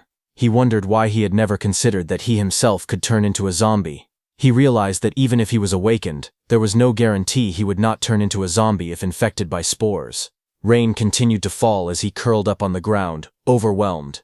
He asked himself what the right choice was. In the end, he admitted that he could not bring himself to make a decision right then and there, but one thing was certain. He raised his hand and shouted for the portal to open. A portal opened in front of him, glowing blue in the rain. He knew that even for the sake of the few who would survive, the world needed to face an orderly end. Thinking that, he dragged the orc's corpse into the other world. He sighed in frustration and slammed a shovel into the ground. Annoyed, he picked up the shovel and started digging. He complained about how miserable his life had become. He complained about having to dig and bury the body himself. His body trembled from exhaustion and pain. He shouted that if his body were fine, he would not be living such a miserable life. Just then, a system alert appeared. Skill Survival Instinct activates due to exhaustion. Will to fight, stamina regeneration, health regeneration, and perception increase significantly. Golden light wrapped around him. He shouted in anger, gripping the shovel tightly. He decided to end it quickly. No more hesitation. He really had no choice but to move as fast as possible because at a glance, Survival Instinct looked like a broken, overpowered skill. But once the effect wore off, it would take time for the body to recover and move again. He ran through the forest, barely holding on. He opened the portal to return to the human world. Outside, it was almost morning. He jumped into his car, and at full speed he returned to his home, while survival instinct was still active. At dawn, on a quiet street, Su Hong's shop stood there, untouched by the chaos. Inside, he stood in the room. He looked at the sky turning dark and muttered in surprise, wondering if the time had already come. He looked at his phone and thought about the schedule. According to it, he should have already started building the defensive line by now. He stared at the screen again and thought that at least the traces of the red orc should be completely gone. A news article was displayed on his phone. It talked about abnormal climate conditions at Mount Jiri and mentioned heavy rain that lasted from dawn until morning. He lowered the phone and thought to himself that it was an awkward time to do anything today. So he opened the door and stepped into the room, wondering if he should check the community and look at the supplies that arrived in the morning. He grabbed the wooden box and opened it. Suddenly, a startled cry slipped out of him. Inside were weapons neatly placed together, blades, tools, and sharp equipment. His expression changed instantly. He smiled brightly and said that this was it. He picked up the Indian war club and looked at it carefully. He thought that for now, in reality, this was the only weapon he could use. Still, he felt it was not too bad, because in the other world, he could use everything without limits. But as he looked at the box again, he frowned slightly. It felt like a few things were missing, and he wondered why. He picked up a notice from the box and read it. It said that customs clearance had been denied for some weapons he ordered, including a spear, because they were classified as weapons. Seeing this, he was not surprised. He thought that even when buying from a weapon importer, some items would still get stopped by customs. Suddenly, his doorbell rang. He wondered if it was another delivery. He quickly replied, and told the driver to just leave it in front. But the doorbell rang again. He looked toward the door and frowned, wondering if the driver had not heard him. He stood up and walked to the door, reaching for the doorknob. But just as he opened the door, he froze for a moment, his eyes widening in surprise. A confused sound slipped out of his mouth. He wondered why Miss McKyoung was here. She stood in front of him, looking nervous. She apologized softly and said it had been a long time since they last met. She explained that she really wanted to talk to him today. She hesitated for a moment, gripping the bag in her hands. Then she spoke again, asking if he would be okay with it. She lifted the bag slightly and looked up at him, blushing. She asked if he wanted to eat rabaki together. Miss Mi-kyung stood inside Song-ho's house, smiling gently as she placed a hot meal in front of him. Song-ho stared at her in surprise. He wondered if Miss Mi-kyung was really inside his house right now. It sounded ridiculous, yet he couldn't help thinking about it. Miss Mi-kyung told him to hurry and eat. Song-ho obediently replied that he was eating, but then asked what she wanted to talk about.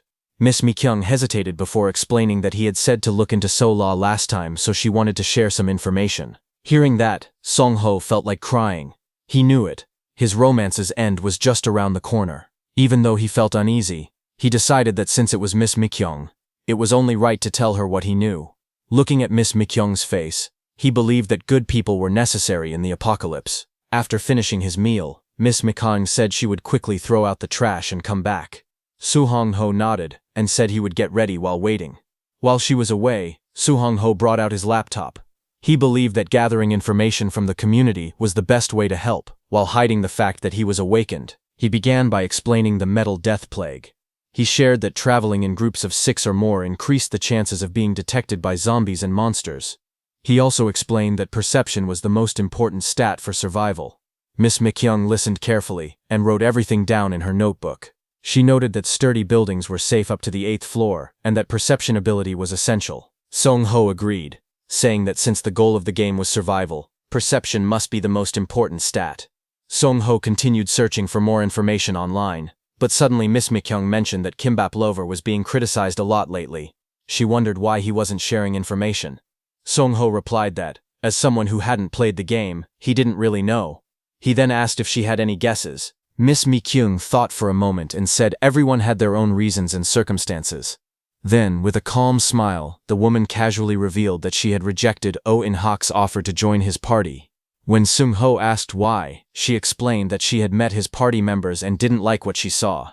She gave him her phone, where she had recorded them. On the recording, Oh In-hak's group talked among themselves, suggesting kidnapping Miss Mi-kyung if she kept playing hard to get. Another voice told them to wait, saying she would come soon anyway. Someone cursed, calling their leader a trash bastard. Hearing that recording, Su-hong got furious, calling them bastards. With a serious look, he told Miss McCune that if a catastrophe truly came and the rule of law collapsed, many people would reveal their true colors. So he warned her not to trust anyone. But instead of backing away, she turned the question back to him, asking what about him could he be trusted. Then, without hesitation, she made a proposal, telling Su-hong that she wanted to form a party with him. Caught off guard by her sudden offer, he couldn't respond immediately. Silence filled the room as Su-hong thought carefully. One of his biggest goals was to reach level 10 and unlock the shop before the tutorial ended. However, that created a serious problem. In the original game, there existed a system in which the rank of monsters that spawned changed according to a person's level. So it was clear that if she followed Su-hong while he leveled up rapidly, the monsters would grow stronger as well. And if that happened, she would die a miserable death just by staying at his side. Trying to lighten the mood, Su-hong joked and thanked her for the offer, asking what would happen if he became a zombie. Mi-kyung laughed and replied that it would still be fine. Just as she said that, she used her awakened power. She immediately teleported from where she was standing and appeared behind Su-hong. She turned and told him that her trait was blink, so she just had to dodge before he bit her. Su-hong, who was shocked seeing that. He warned her not to reveal such things so casually. Mi-kyung answered honestly. She had shown it only because it was him. It was her way of showing trust. Then she smiled warmly and said that if both of them survived and didn't become zombies, she hoped they could work together. Even if they couldn't form a party, she still wished for cooperation between them. Then, after she left, Su-hong returned to his sub-dimension. Su-hong focused on building his defenses. The method to build the fence was not difficult. He stood in the forest and calmly checked the materials he had prepared. After planning everything carefully, he began working step by step. He set up support posts and hammered them into the ground. He wrapped barbed wire tightly around them and secured everything firmly.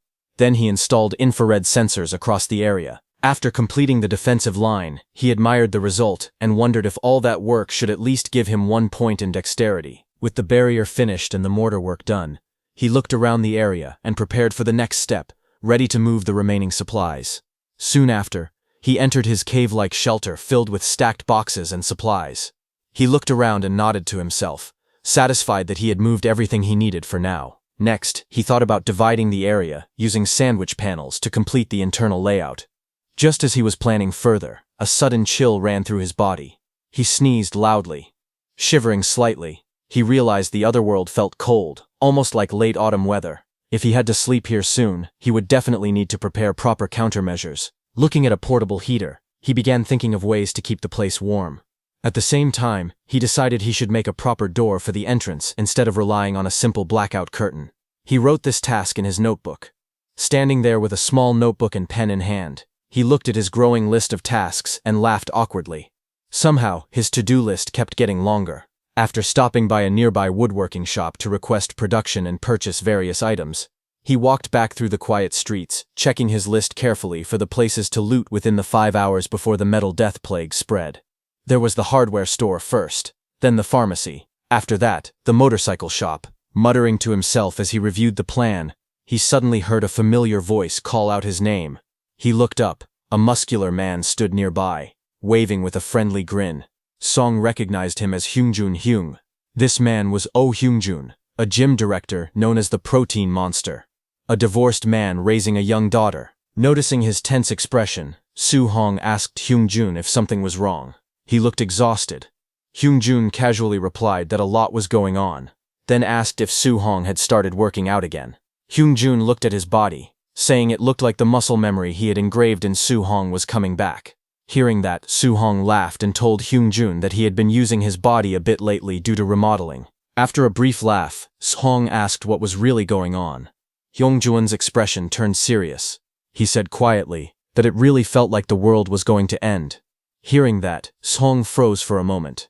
He asked Hyungjun if he had heard the rumors too. Hyungjun explained that one of his gym members talked about statues moving and zombies appearing. He asked Sung if he happened to believe it. He added that he hadn't believed it when he first heard it, but then his friend told him to watch closely and suddenly began levitating.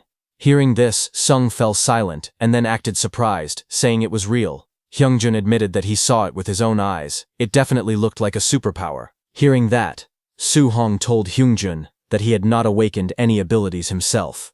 Hyungjun told him the same thing. Their conversation shifted when Hyungjun mentioned hearing that someone with powers was heading to a broadcasting station to make money from the chaos. Hearing that, Soo-hong couldn't understand why anyone would think about money at a time like this. Hyungjun sat down and asked Surum to sit down too, saying how should he know. He added that the person with powers said he had a meeting with a broadcasting station PD.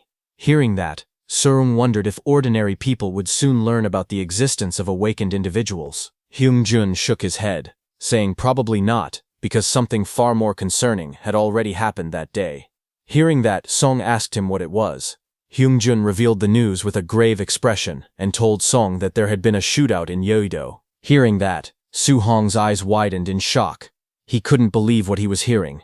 Hyungjun stared at him and asked if he hadn't watched the news that morning. Soo-hong admitted he had been busy and missed it.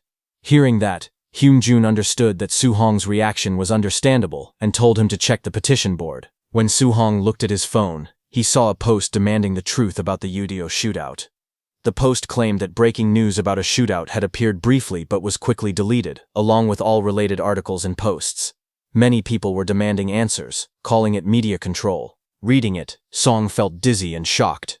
He said it was crazy to see news getting deleted in real time. He asked if there was any follow-up report.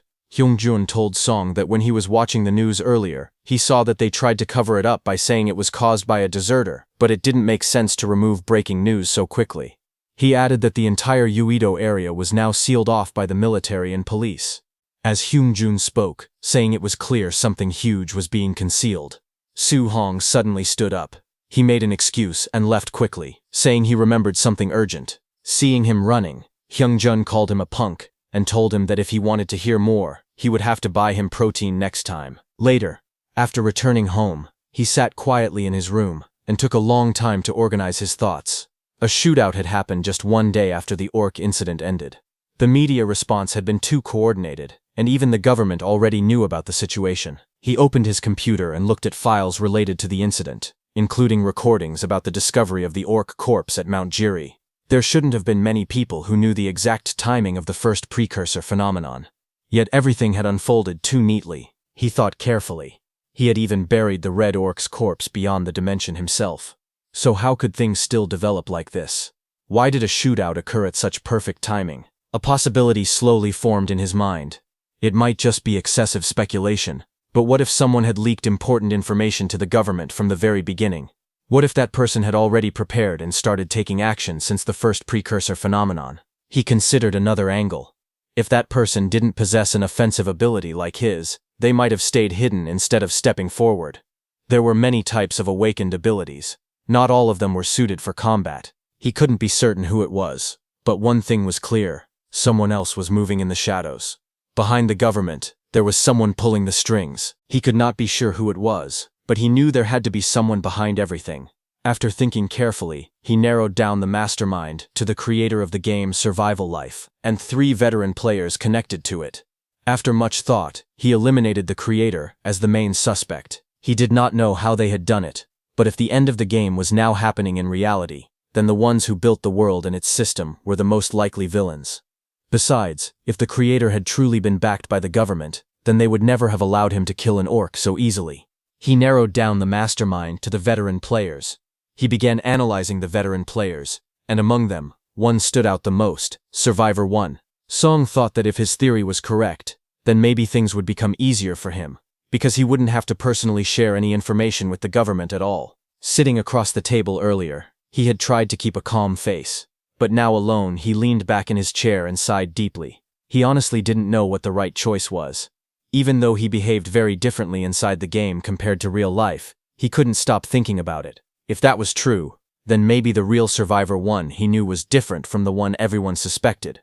Despite everything, he still missed his veteran friends. Memories of them laughing together filled his mind, making him feel a little lonely. After thinking it over, he decided to trust them for now. Sharing information wouldn't stop the coming catastrophe anyway. To face what was coming in an orderly way, he knew it wasn't his time to step in yet. 2 days later, he returned to focus on preparation. Inside the shelter, he checked the supplies and confirmed that the food storage had finally been organized. With that done, the first shelter setup was nearly complete, even before the generator arrived. He walked around the room, reviewing everything carefully. There was a food storage area, an armory, and all the essential tools arranged neatly. Planning the next stage, he decided that for Phase 2, he would install steel logistics trays in the room. After that, he would drill through the wall using a hammer drill to continue building the shelter. But after looking around, he realized there was far less space than he had expected. The basement waterproofing was already done, since he had been working on it little by little. However, until it fully healed, he couldn't store anything down there. He decided to figure out the rest during Phase 2 construction. Right now, there was something more important to do. He picked up a drone and prepared it for use. As the drone flew into the sky, he watched it in awe. He already knew this subdimension was big, but seeing it in action felt unbelievable. To him, it was basically at an Amazon level of efficiency. In his eyes, drones were completely overpowered. With the controller in his hands, he felt safe exploring the surroundings. There was no need to worry about being ambushed. The drone made real-time mapping easy, allowing him to create maps of the terrain quickly. He even used a VR device to view everything clearly, impressed by how useful the expensive equipment was. After a brief moment of admiration, he set the shelter as the center point and began a full-scale terrain exploration. Through the drone, he discovered that there were endless snowfields to the northwest. Suddenly, the drone's signal started to weaken. He frowned as interference appeared, and the drone struggled to maintain its connection while flying over the forest and mountains. Still, it managed to reach the south and confirmed that there was an ocean there. The sea had no monsters and was full of prey, making it a perfect place for gathering food. He thought about going there later to set up some fish traps. With the terrain scouting finished, he started studying the valley around the shelter to understand the ecosystem. Thankfully, there were no owlbears in the area. Then suddenly, he noticed something. The drone hovered over a familiar place, the spot where he had once met the owlbear. But when he looked closely, he realized something was wrong. The corpse of the orc he killed was gone. He wondered if the owlbear had eaten it. However, the bones he saw earlier did not look like goblin bones. Looking at the ground more carefully, he noticed many different footprints scattered around the area. He decided not to jump to conclusions yet. Some of the footprints clearly belonged to goblins, which made the situation even more suspicious. The distance between the shelter and the valley was about 1.5 kilometers, meaning any danger there could easily approach his base. Realizing this, he understood that the shelter might be more dangerous than he had initially thought. Concluding that goblins were likely nearby, he grew more cautious about the threats surrounding him. He pressed the RTH button to bring the drone back home. He could not afford to lose such an expensive and precious device. Even during the return flight, the drone kept sending back information about the forest. From the data, he learned that part of the area was a swamp. It was also home to wild animals like boars, deer, and rabbits. Looking at the map, he studied the terrain and wildlife carefully. He began to understand what the surrounding environment was like. However, he knew that checking through the drone alone was not enough. If he wanted detailed information, he would have to explore the area himself. He prepared his gear and decided to start with the nearest swamp. He wanted to see whether farming could be possible there. Just as he was getting ready, he heard a strange sound coming from his phone. He looked at it and realized it was the infrared detector. He smirked slightly. It was as if the enemies had appeared right when he was thinking about them. Soon, he stood in the forest and faced the situation calmly. He noted that goblins really had no manners. From the footprints on the ground, it didn't look like a large group, probably 6 to 8 of them out hunting. They had already been on his mind, so their appearance felt like perfect timing. Seeing the trail of footprints leading straight toward him, he quietly thought that they were coming to him on their own feet. As he moved deeper into the forest, his senses felt sharper than before. He wondered if his perception stat had increased, because every small sound around him seemed louder than usual. Even the faint noise of insects in the grass stood out clearly. Soon he hid his presence and quietly spotted the goblins from a distance. They were fighting over food.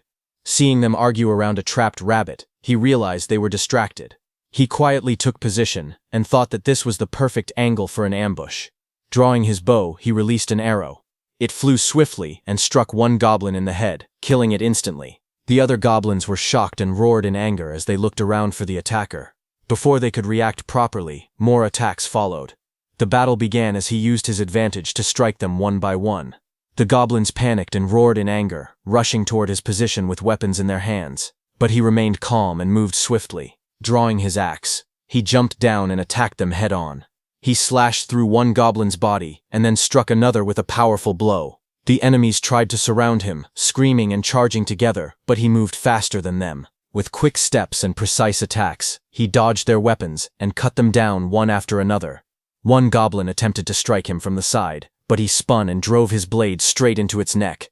Another rushed forward, only to be kicked away and finished with a swift strike. Within moments, the battlefield fell silent. The goblins collapsed on the ground, defeated. Standing among the fallen bodies, he calmly looked around and counted his kills.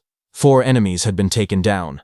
He then stepped forward and asked the remaining ones what they would do now. Instead of answering, the goblins fired poison darts at him. However, the darts bounced off his helmet and armor without effect. He mocked them, saying that even villains should wait when someone is talking. Seeing that poison did not work, the goblins rushed in for melee combat. He accepted their choice and praised it as an excellent decision. Surrounded by enemies, he calmly held his sword and prepared to fight them all at once. As the goblins charged toward him from every direction, he stood ready, confident and steady. He quietly praised them, calling it an excellent choice, but he was talking about himself. As those goblins surrounded him and attacked together, Su Hong took out a flash bomb and used it, which released a very powerful flash. The enemies were hit hard and fell to the ground, groaning in pain as the status effect took hold. Seeing them weakened, Su Hong said it looked like the status effect had hit properly. He prepared for the final move. He tightened his grip on his weapon and declared that it was time to finish this. In a flash, he unleashed a fast and precise attack that cut down all the remaining goblins. A system message appeared, showing that he had leveled up to level 4 and gained 16 points. After the battle ended, he stood alone in the forest, surrounded by defeated enemies, and let out a tired breath. He reflected that he had only tried the attack because the enemies were already weakened by confusion. But looking at his green blood-stained knife in his hand, he was surprised that it had actually worked. After the battle, Su Hong felt tired, but his work was still not done.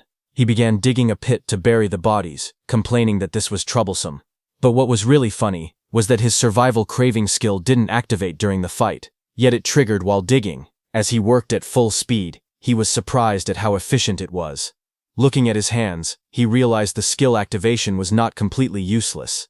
Unlike before, only his health had dropped slightly, and the recoil was not severe. After finishing the burial, he stood in front of the mound of earth and calmly said that he had finished burying the corpses. He then turned his head toward a pile of bags lying on the ground and said that now it was time to check the loot. He walked over and opened one of the bags. Inside, he found a round red fruit. A system window appeared, identifying it as guaca fruit, which restores health. He held the fruit in his hand and said quietly that this must be what it looked like before being ground into powder. Looking at the other items, especially the vegetable oil, he guessed there might be a place nearby where the fruit grows. Then he reached for the pouch that belonged to the goblin boss. He opened it and paused. Something inside moved slightly. With a confused look, he stared inside and asked what it was. He slowly lifted the small creature with both hands. In his palms was a small blue toad, quietly sitting and blinking at him. He looked at it in surprise and lifted it closer, staring carefully.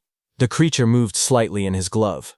He wondered why the goblins would carry a living toad instead of a dead one. He brought it closer to his face. As he sniffed, he paused. There was a musty smell coming from the toad. Just then, something wet touched his hand. A green liquid began leaking onto his glove from the toad. He recognized it instantly, and his eyes widened. He thought that this unpleasant green liquid could only be one thing: the paralysis poison that goblins used. Startled, he quickly held the toad away from him. Even so, he looked at it with growing interest. He then took off his helmet and made up his mind. He said that he absolutely had to raise this creature. He realized that raising the toad meant he could extract paralysis poison whenever he needed. More than anything, he found the creature cute, but that wasn't the main reason. If he kept it, he would have many chances to increase his poison resistance. He imagined the green poison, covering weapons, arrows, blades, even an axe. He got excited because he knew that using paralysis poison would make hunting much easier. He looked at the tiny blue toad in his hand and made a decision. He said its name would be Jado from now on. He gently poked the toad and promised to give it lots of food. Right then, system windows appeared around him. One message said he had given the poison toad a name. Another explained that because the toad was sleeping, he had successfully empathized with it. The last one said the poisoned toad, J. Jodok, was now considered his property. He stared at the messages with an embarrassed expression. He wondered if something like this had ever existed in the game Sura. He questioned whether this was some kind of hidden mechanic added to reality, like the strange characteristics of dimensional gates. He thought for a moment, or maybe something else was happening. He remembered the last notification he got from the game Sura. It thanked all the users who had supported Survival Life, and said the game's service would be completely shut down in 1 week. Su Hong froze, remembering that announcement. He wondered how an update could have been installed last week when he wasn't even logged in. He shook his head and thought that the idea was too ridiculous. No one updates a game right before shutting the server down. He stopped worrying about it and focused on what he needed to do now. He told himself he should be exploring instead of overthinking. He activated the dimensional gate, and a bright blue portal opened in front of him. He stepped through it. He moved back and forth between his room and the other world, carrying supplies and organizing everything he needed. Once he finished reorganizing, he returned through the gate. Back in the forest, he immediately started searching the area. Soon, he found a hidden spring, something even his drone couldn't detect before. He stepped closer, surprised by how peaceful and beautiful the water looked. He said it was crazy that a place like this was so close to the goblin hideout. He knelt beside the spring and scooped some water with a ladle. After checking it, he smiled with relief. He said the water was fine, just normal, clean water, so there was nothing to worry about. He wrote in his notebook, noting that this spring solved his drinking water problem. Because of this, he didn't need to visit the swamp immediately. As he looked around, he confirmed that the place had exactly the resources he expected. There were guava trees filled with red fruits and vegetable oil buds growing nearby. He quickly started picking the guava fruits, grabbing as many as he could, and sending them through the dimensional gate. After that, he collected a good amount of vegetable oil buds. He left one plant untouched, saying he would keep it just in case. When he finished gathering everything, he walked through the forest and marked several trees. He made sure to leave signs along the path so he wouldn't forget how to return to the spring again. He looked up at the sky and smiled, wondering if he should head back now. Satisfied with everything he gathered, he closed his notebook and prepared to return. The next day, the scene shifted to his rooftop building in the city. Inside, Suong gently called out to the small blue creature, Toad Jadok. Wearing protective clothing, he held out a cricket with tweezers and told Jadok to open its mouth. The blue toad stretched out its long tongue and snapped the insect out of the air in one quick motion. Shang smiled happily and said Jadok was eating well. He had decided to raise Jadok on the second floor of the house for now, because he knew that toads usually live in warm environments around 18 to 25 degrees.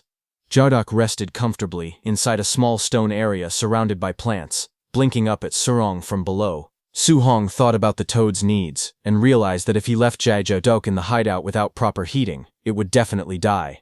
After feeding it, Su Hong gently placed a container in front of it, and the blue toad released some poison into it.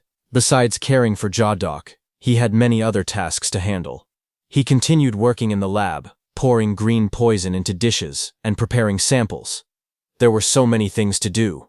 Out of all the tasks, the one that took the most time was making the ointment. He ended up producing way more than he expected and stared at the stack of filled containers. He muttered that his hands were naturally big, so he accidentally made too much. But then another problem came up. He couldn't give the ointment to Mikyung since she was an awakener. He wondered what he should do with all of it. After thinking for a moment, his eyes widened a bit. He suddenly remembered someone. He thought that maybe he could give the ointment to Mikyung. At night, the lights inside the gym building were still on, shining brightly through the windows. Inside, Hyungjun was drinking a protein shake. His throat moved as he gulped it down. He let out a satisfied groan and said that protein drinks bought by his younger brother were always the best. Su Skun stood in front of him. He scratched his head awkwardly and said he was a bit late. Hyungjun told him it was fine, but admitted he expected him to come the next day and had felt a little disappointed. Shung pointed at the bag he brought and said he came with both hands full. Hyungjun chuckled and said he didn't expect a whole container of protein. He then picked up another item from the bag and asked what the small round container was. Su Hong smiled and explained that he bought too much ointment and that it was supposed to be good for wounds. Su Hong got a little nervous as Hyu Hongjun questioned him. Hyu Hongjun asked if he was doing some kind of multi-level marketing. Su Hong waved his hand quickly and said he wasn't that gullible. Hyungjun then thanked him and said he appreciated all the sewer-related information Sung had been sending through messages. Sung smiled and shook his head. He said he was actually the one who should be grateful. If it weren't for Hyungjun, he wouldn't have known about the shooting incident. After a moment, Soo-hong looked around and asked why the gym felt so quiet. Hyungjun explained that everyone had gone out to make plans. Soo-hong tilted his head and asked what kind of plans he meant. As they walked outside, Hyungjun said it was about the guy who went to the broadcasting station. He explained that apparently, that guy had shared information with the gym members before leaving. Hyungjun added that, because of that, the members requested to set up a base there, so they decided to make the gym their base for now.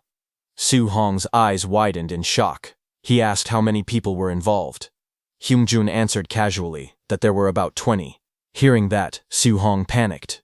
He asked if Hyungjun had even read the information properly. He said anything more than 6 people was dangerous. But Hyungjun replied that they had no choice. They still had to try. He then grew serious and said all those people were their members, and they couldn't just leave them behind. Soo-hong looked at him, and thought to himself that, as expected, Hyungjun was a loyal person, despite his tough appearance. Hyungjun then asked what Seung planned to do next. Seung said he needed more time to think about it. Hyungjun nodded and said that since Seung was also a non-awakened person, if he had nowhere else to go, he could stay. But before he could finish his sentence, a loud scream echoed from outside. Both of them reacted instantly. Hyungjun was stunned and asked if that was a scream. Seung sprinted toward the window at full speed, telling Hyungjun that he was going to open it. Seung rushed to the window and pushed it open. He leaned out, looking down with wide eyes, as something caught his attention. His expression turned stiff. Shock spread across his face. Far below the building, a girl lay on the ground. Seung recognized her instantly and shouted her name, Mi-kyung. He and Hyungjun hurried outside. Mi-kyung slowly opened her eyes, letting out a weak sound. Seung knelt beside her and asked if she was conscious. Her gaze was blurry as she whispered his name, confused about why she was on the ground.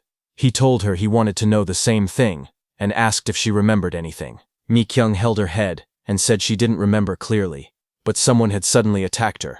Hyungjun clenched his fists tightly. Anger filled his face as he cursed the person who did it. Hyungjun told Song to stay with the injured Mi-kyung.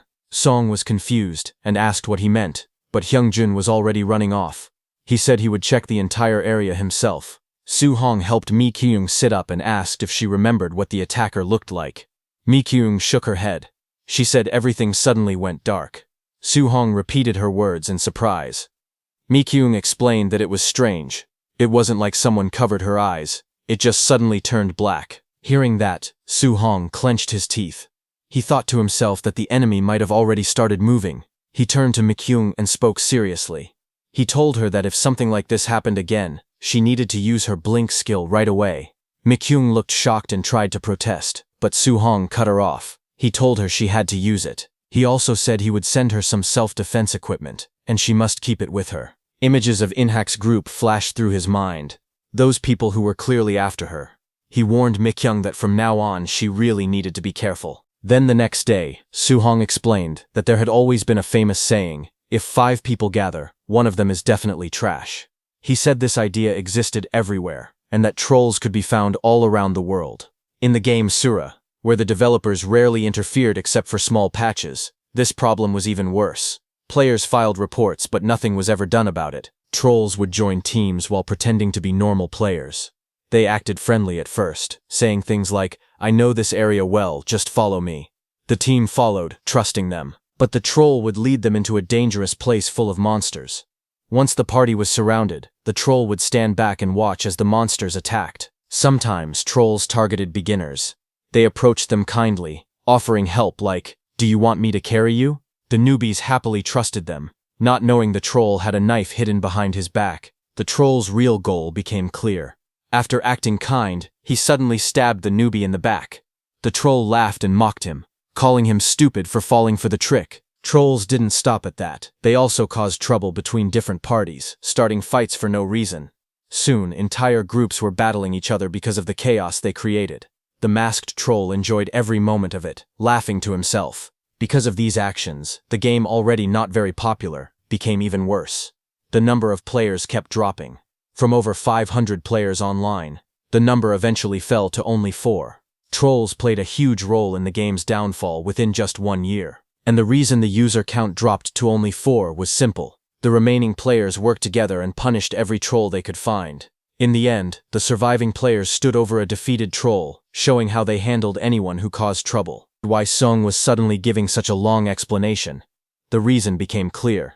It was the perfect time for trolls to cause trouble everywhere. Song sat in front of his computer and began to summarize the information he had gathered. He explained that after the Uido shootout, all the Awakeners' online communities were merged into one place. Many people gathered there. People preparing for the end of the world. They weren't just sharing information. Some were also planning scams, dangerous schemes, or even crimes. On the real-time board, people posted strange things. Requests for team members, dangerous missions, and even someone asking who wanted to rob a bank. Then Su Hong noticed something surprising. Someone was selling his videos online. Suddenly, he saw something on the screen that shocked him. On the real-time board, a post offered a special deal. First 10 people. Kimbap Joy play video for 10 million won. The screen showed a user named Wajusem, with more than 420 hours of playtime. Sim immediately recognized him as a troll. A video began playing. It showed a cheerful guy claiming he was selling a video of Kimbap Joa carrying him during his newbie days. He asked people to contact him directly if they wanted to buy it. Watching this, Shang frowned. He asked himself, when did he ever carry anyone? He then wondered if the troll had cut and edited random clips to fool people. The thought annoyed him, but at the same time, he was oddly impressed by how shameless the troll was. He shook his head, amazed by how someone could think like that. Then he stretched his arms and stood up. He told himself that if he wanted to deal with people like that, he needed to get stronger. A moment later, glowing energy surrounded his hand as he opened the portal. He smiled and said that he should increase his training time. For 13 days, he spent every free moment learning. He studied weapon usage and watched many videos online. He focused on techniques that could be used in real fights, especially from survival channels on YouTube. But everything he had seen so far was mainly about attacking monsters and clearing places like the hideout. There were also many weapons and strategies that did not consider the wire disease at all. Thinking about this, he decided to change his approach. He smiled slightly and said that from today, he would choose a main weapon that could still be used even if the wire disease appeared. He sat on his bag in the forest and looked at the scattered wooden training dummies. He said he needed a weapon that worked well for fighting both people and monsters. Then he opened a wooden box to see his choices. Inside the box were simple weapons: an Indian war club, a wooden slingshot, a handful of oki clay beads, and a handmade stone axe. As he checked each item, he realized that if he considered all conditions, there were almost no weapons he could actually use, so he decided to try the slingshot first. He picked it up and loaded a small bead. He said the slingshot was useful in many ways, but something still bothered him. He pulled the band back and fired. A blue streak shot forward with great speed and hit a wooden post. The bead struck the target, but the result was weak. He quietly noted that the Ukir clay beads had low power and were not very effective. He looked at the weapons again and asked himself if this was the only one left. He picked up the Indian war club and held it in his hand. He thought that if the wire disease was the main problem, then he didn't need to worry too much. The easiest way to deal with zombies was simple: crush the spores inside their skulls with a blunt weapon. A memory of a zombie's head breaking under a heavy strike flashed in his mind. He also remembered that the first item he wanted to buy at the level 10 shop was a blunt-type weapon, the ebony wood club. So he needed to train his skill with blunt weapons. He swung the Indian club down with force. As he hit the training dummy, he wondered if this weapon was also good against people. But the more he tested it, the more unsure he felt. He kept swinging the club, striking the wooden targets again and again. Even with fast movements and strong hits, he still felt the weapon was unclear and not fully reliable. He finished one heavy strike, sending the dummy flying, but his expression showed he was still questioning it. He imagined what would happen if he met a psychic awakener. Thinking about them made sweat run down his face. He thought that if he faced a psychic type, he might not even be able to move. But he told himself he couldn't just stand still. He grabbed the Indian war club again. He reminded himself that in survival life, killing a human gave 50 points. He let out a slow breath. He imagined the space around him changing into a digital grid. A hostile figure appeared in front of him, a bald man holding a sword. He remembered the murderer system, a rule that forced users marked as murderers to fight deadly battles against other nearby players. The bald man raised his sword high and rushed at him. He swung his war club with full strength to block the attack. He knew that the system prevented players from abusing PK. player killing, but even so, many dangerous people still existed. Su Hong swung his weapon with full strength. His strike cut through the glowing space, and the bald enemy was hit hard. Even though the system gave demerits, there were still people who killed players just to earn points. His eyes widened as a bright blue light flashed across them. He rushed forward again, breaking through the air with another heavy strike. His body moved fast, and red fragments scattered around him. When the fight ended, he stood in the real world, breathing heavily. Broken pieces of the training dummy lay on the ground in front of him. He wiped his sweat and told himself that it was still better to avoid dangerous people for now. He thought it would be smarter to finish collecting items and skills first. As he wiped his face with a towel, he continued thinking. He said he should also take apart the store completely and put a detector on the second floor. Before he could finish speaking, a loud scream echoed from far away. A loud scream echoed through the forest. He stopped walking and looked around. He wondered why he heard a wolf's sound at this time. His phone started buzzing in his hand. With a surprised expression, he asked if a wolf had gotten hurt near his hideout. He then walked through the trees wearing a helmet. He lifted the visor and said in disbelief that he couldn't believe what he was seeing. A large gray wolf lay on the ground, completely still. He said the wolf was big enough for him to ride. He stepped closer and saw that the wolf was no longer breathing. He thought about what mattered most. The wolf had died very close to his hideout. He wondered if it was just a stray wolf, or if it had come down the mountain because something attacked it. He said he needed to check the wolf's wounds to find out more. He reached out and touched the wolf's fur gently. He knelt beside the wolf in the quiet forest, looking closely. As he leaned forward, he suddenly heard something move behind him.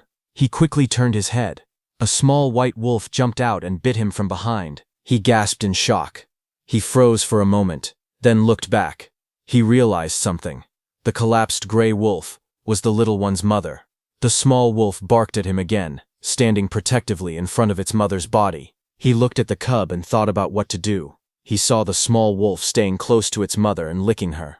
He knew he couldn't separate the cub by force, but he also knew he had to bury the mother quickly. He held the shovel in his hand. He thought that if the dead wolf had been a monster, it would turn into a bone creeper, and if it didn't, its body would attract other monsters. He started digging the ground. He kept digging until the hole was large enough. He stood beside the finished hole and let out a tired breath. He looked at the wolf's body and said he had finished digging. He looked at the cub lying beside its mother. He thought the cub was touching to see, because it reminded him of his younger self. He thought about the little cub and remembered Mengqi, the dog he raised when he was young. He looked at the cub again and finally said he would just go with it. He picked the cub up by the back of its neck. The cub barked angrily and reached toward its mother. He held the cub in his arms and told it to listen to what he had to say first. He told the cub that its mom would be sleeping here. He smiled at the cub and said he would even make a small hole in the hideout door so the cub could visit whenever it missed its mom. Then he reached into his vest pocket. He held out a piece of meat in his hand and gently told the small white cub that he would make sure it never starved until it was fully grown. The little cub looked at the food with wide eyes as he continued speaking. He told it that in return, it would help him with its excellent sense of smell. Then he knelt down and fed the cub with his own hand. The small creature quickly began to eat, accepting his offer without hesitation. After the cub ate, Song took out another piece of meat and held it out. He gently asked the cub if it would come with him. The small cub wagged its tail and barked, showing that it was willing to go with him. Su Hong immediately realized that the cub was saying yes. He patted the cub gently and named it Dingo, saying he was counting on him from now on. The cub barked again happily. Just then, a system notification appeared, telling Song that he had named the gray wolf and had succeeded in communicating with the gray wolf. Another message appeared, telling Song that the gray wolf, Dingo, was now considered his property. Su Hong carries the cub back to Earth. On the rooftop, he starts to teach it. He calls the pup Dingo, and while teaching it, Su Hong finds out that Dingo is a genius. He asks Dingo to do it just like he taught him. Dingo barks in agreement. He says, paw, and Dingo gives its paw. He says, turn, and the pup turns. He says, sit, and the pup sits. He says, lie down, and the pup lies down. He says, quiet, and the pup stops barking. The pup learns fast. At the end, he tells it to wait, and the pup waits. Shang smiles and says that this will be the last test. Reaching into his pocket, he takes out a bone and holds it in his hand. With a confident expression, he throws the bone high into the air and gives the command to jump. Dingo barks loudly and immediately reacts. It dashes forward and leaps up, its small body moving fast as it chases the spinning bone. In midair, it catches the bone perfectly in its mouth. Landing back on the ground, Dingo holds the bone tightly between its teeth, looking proud. Watching this, Su Hong laughs lightly and thinks that it might be because the pup is not from this world. He feels impressed by how capable it is. As Dingo eats the bone, Su Hong is impressed because Dingo is even good at tracking scents. He gently pats its head and thinks that this little one is truly a blessing, like a bundle of luck. He hugs the little pup tightly and kisses its head with affection. With a soft smile, he calls it his baby, clearly very fond of it. He says that at this rate, Dingo will start hunting on his own. Just then, his phone suddenly vibrates inside his pocket. Taking out his phone, he looks at the screen and notices a message. It is from his older brother, which surprises him. He finds it unusual that his brother contacted him first. He opens the message and reads it carefully. It tells him to search the word levitation on the internet. Curious, he follows the instruction. After searching, he sees the news and is immediately shocked. An article claims that a man says he is the first superhuman, and that zombies and monsters will soon appear, bringing disaster. He continues reading and sees more details. The report mentions a live broadcast where a man demonstrates levitation and warns about the future. Seeing all this, he can only stare at the screen in disbelief. Then he checks the rankings. The article has already reached number 1 on the news list. He sits on the sofa, scrolling through the comments on his tablet. Many people online are reacting to the news. Some question if it is real. Others mock it, saying the broadcast is just for hype. A few even say life is already bad and don't care if everything collapses. Some just complain about their daily lives, like wanting to go home from work. He notices that most of these comments come from ordinary people who don't know anything about eras. Then he looks at more comments. Some people insult the man, calling him an idiot. Others make fun of him, saying his brain must be empty. Some even say that even if he has powers, zombies will kill him anyway. At the same time, some awakened people are also starting to panic. Seeing all this, Su Hong finds it a bit funny. But he also notices something strange. People complain when information isn't shared, yet they also hate it when it spreads. He leans back and thinks seriously about the situation. He wonders how the government will respond to all this. He realizes that the situation is already getting out of control. Some groups are using fear and talk of superpowers as an excuse to hold rallies and stir people up. He suddenly stops his thoughts. He realizes that digging too deep into this situation right now is not a good idea. As he calms down, he remembers something important. Once the second omen appears, the Hobgoblin event will begin. And when that happens, the government will finally be forced to show its reaction and take action. Thinking about this, he understands one thing clearly. Time is running out. He stands up from the sofa with a firm expression. He decides that from now on, he has to use every moment wisely.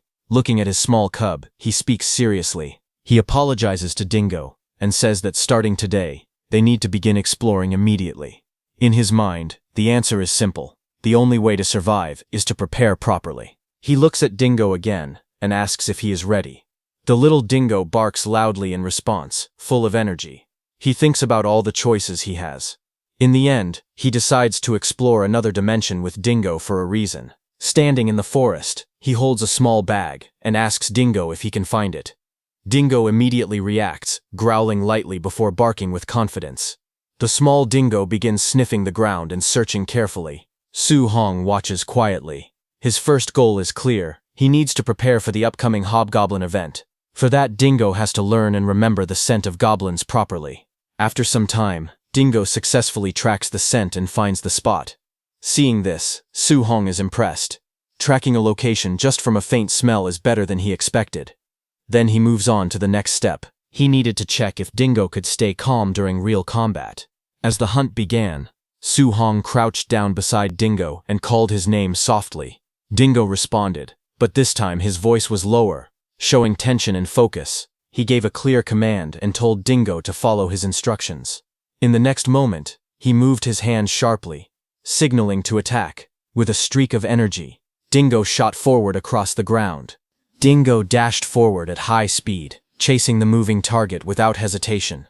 Right now, they were testing something important. A rabbit appeared ahead, unaware of the danger. In an instant, Dingo closed the distance. With precise timing, He pounced and took down the rabbit cleanly. Seeing this, Su Hong nodded in satisfaction. He praised Dingo for doing a good job. This test confirmed something important. Hunting in the other world was possible. Su Hong smiled slightly as he thought about it. Last time the prey had escaped, so he could not check it properly. But this time he finally got his answer. He lifted the rabbit and examined it carefully. Looking at its size, he began to think. Then he checked its claws as well. From what he saw, he came to a clear conclusion. Animals in this world were definitely stronger than normal ones. Dingo barked proudly from below, as if asking for praise. After that, Su Hong and Dingo continued moving forward, exploring the forest together. As they walked, a new thought suddenly appeared in his mind. He wondered what Dingo's intelligence would look like if it were turned into stats. Thinking about it, he decided there was no harm in testing it, so he planned to head toward the valley next. At that moment, a blue screen suddenly appeared in front of him. It showed that his health had increased by 1. Seeing this, he was caught off guard. He stared at the screen in surprise, wondering how it had already increased so quickly. He thought about the situation carefully. Based on his own experience, he remembered that his health stat had once reached 170. Looking at Dingo now, he realized something surprising. Dingo was growing incredibly fast. But suddenly, Dingo started panting heavily. Seeing this, Song quickly called out to him. He told Dingo not to move around alone in the forest. Then he took out some water and a bowl, letting Dingo drink. As Dingo drank, Su Hong started thinking again. He wondered if that burning feeling earlier had something to do with what Dingo ate. He looked around and soon noticed a strange plant. It had long green peppers hanging from it. Curious, he picked one up and examined it closely. He wondered if this was the reason behind everything. Then a system window appeared in front of him. It identified the item as a bull pepper. Seeing this, he was shocked. He could not believe he had found something like this here. He praised Dingo with a smile, telling him he did a great job. He promised to give him plenty of treats later. Then he started digging carefully with a shovel, collecting what he had found. With that unexpected harvest, they prepared to move again. This time, they set out for their final hunt. They soon reached a river in the forest. Su Hong looked around carefully and asked Dingo if he sensed anything strange nearby. He remembered that red trout were not considered monsters. Because of that, they did not give any points or items. Still, for Dingo, who was curious and growing fast, this was a good chance to gain experience. In the next moment, a fish suddenly jumped out of the water. Dingo reacted instantly, his eyes wide with excitement. Without hesitation, Su Hong threw his spear. The spear pierced straight through the fish mid-air. Seeing this, it became clear. Even if there were no rewards, the effort was still worth it. Song said that they should finish preparing for Phase 2 construction and then head home. Beside him, Dingo barked happily in response. The next day arrived. Some workers called out to him, addressing him as the boss. The workers carefully carried out the remaining materials as the job came to an end. They informed Song that the demolition work was now complete. One of the workers told him that if any repair issues appeared, he should contact them within 3 days. Su Hong thanked them for working so early in the morning. He then turned and looked at the place quietly. Seeing the building completely torn down made him feel a little heavy inside. He walked into the room with a heavy heart. Looking around, he stood quietly, thinking to himself that even so, it had been a necessary choice. He believed that if someone was lucky enough not to turn into a zombie, then looting shops would naturally follow. Watching the situation around him, he calmly accepted it. He thought that if he survived, he would also scavenge. There was no right to complain in a world like this. After a moment, he decided that he should at least clean up the place. But suddenly, a voice came from behind, saying that it seemed that everyone had the same idea as him. It was Hyung Jin. He said that he had also left only the bare minimum equipment the day before. Su Hong turned his head in surprise, wondering why Hyung Jin was there. Hyung Jin suddenly reached out and flicked his forehead. Caught off guard, Su Hong flinched in pain. Hyung Jin told him that he had left him behind yesterday, so he came to check whether he was dead or alive. Nearby, Dingo barked loudly. Hyung Jin looked at Dingo in surprise and asked why he suddenly had a husky. Shung calmly explained that they had crossed the Rainbow Bridge a long time ago. He then told him that Dingo was a new pet he had brought home. Hearing that, Hyung Jin smiled and said the dog was really adorable. Hyung Jin then asked why Hyung Jin had come all the way here. Hyung Jin replied that he had already said it. He was worried about whether he was alive. Su Hong looked at him with a small smile and asked if that was really the only reason. Hyung-jin let out a short laugh and admitted that it was not just that. He then said that he had been worried too. His expression turned serious as he spoke again. He mentioned the people who had attacked Mikyung. He revealed that he had found out who they were. Su Hong looked at the table and tried to confirm what he had just heard. He asked Hyung if he was saying that the group led by Kim Chol-jun was targeting Mikyung. Hyung confirmed it, and added that the tow truck guy he hated was part of that group too. Then he pointed toward the mountains and explained that there was a redevelopment site there, and their base was located in that area.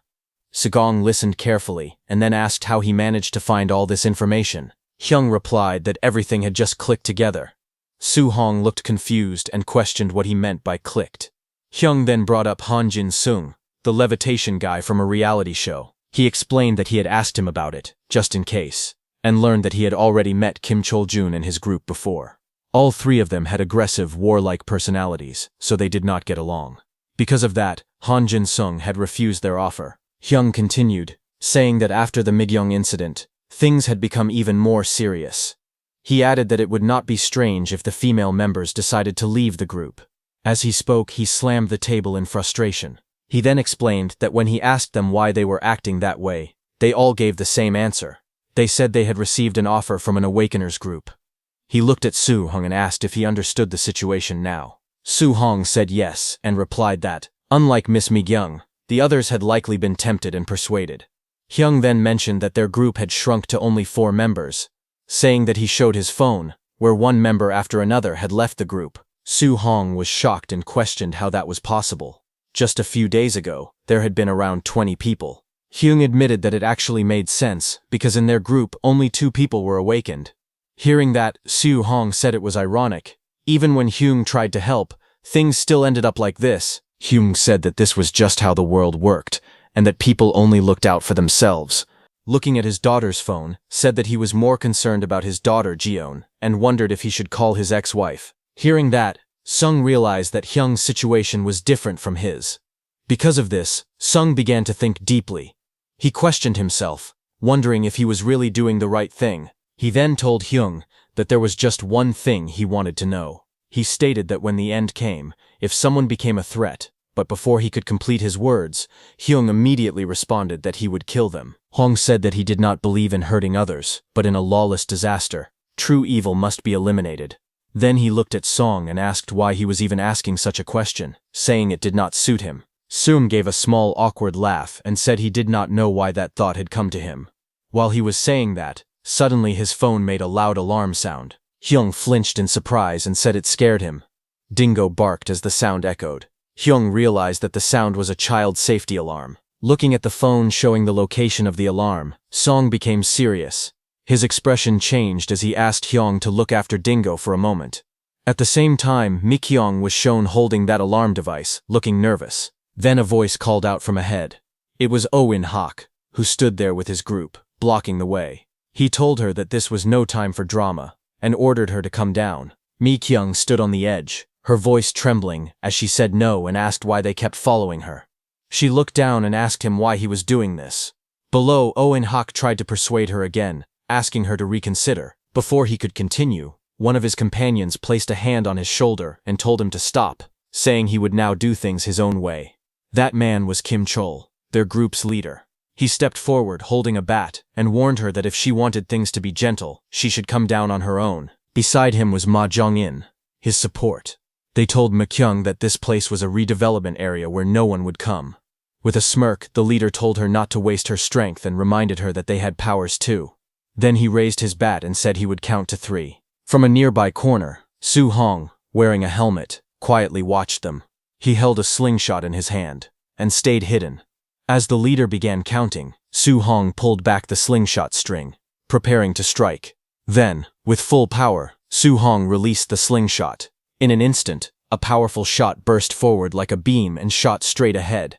At the same time, the leader raised his bat and shouted, 3. But before he could react, the attack struck him directly in the shoulder. A sharp impact echoed as the force hit him hard.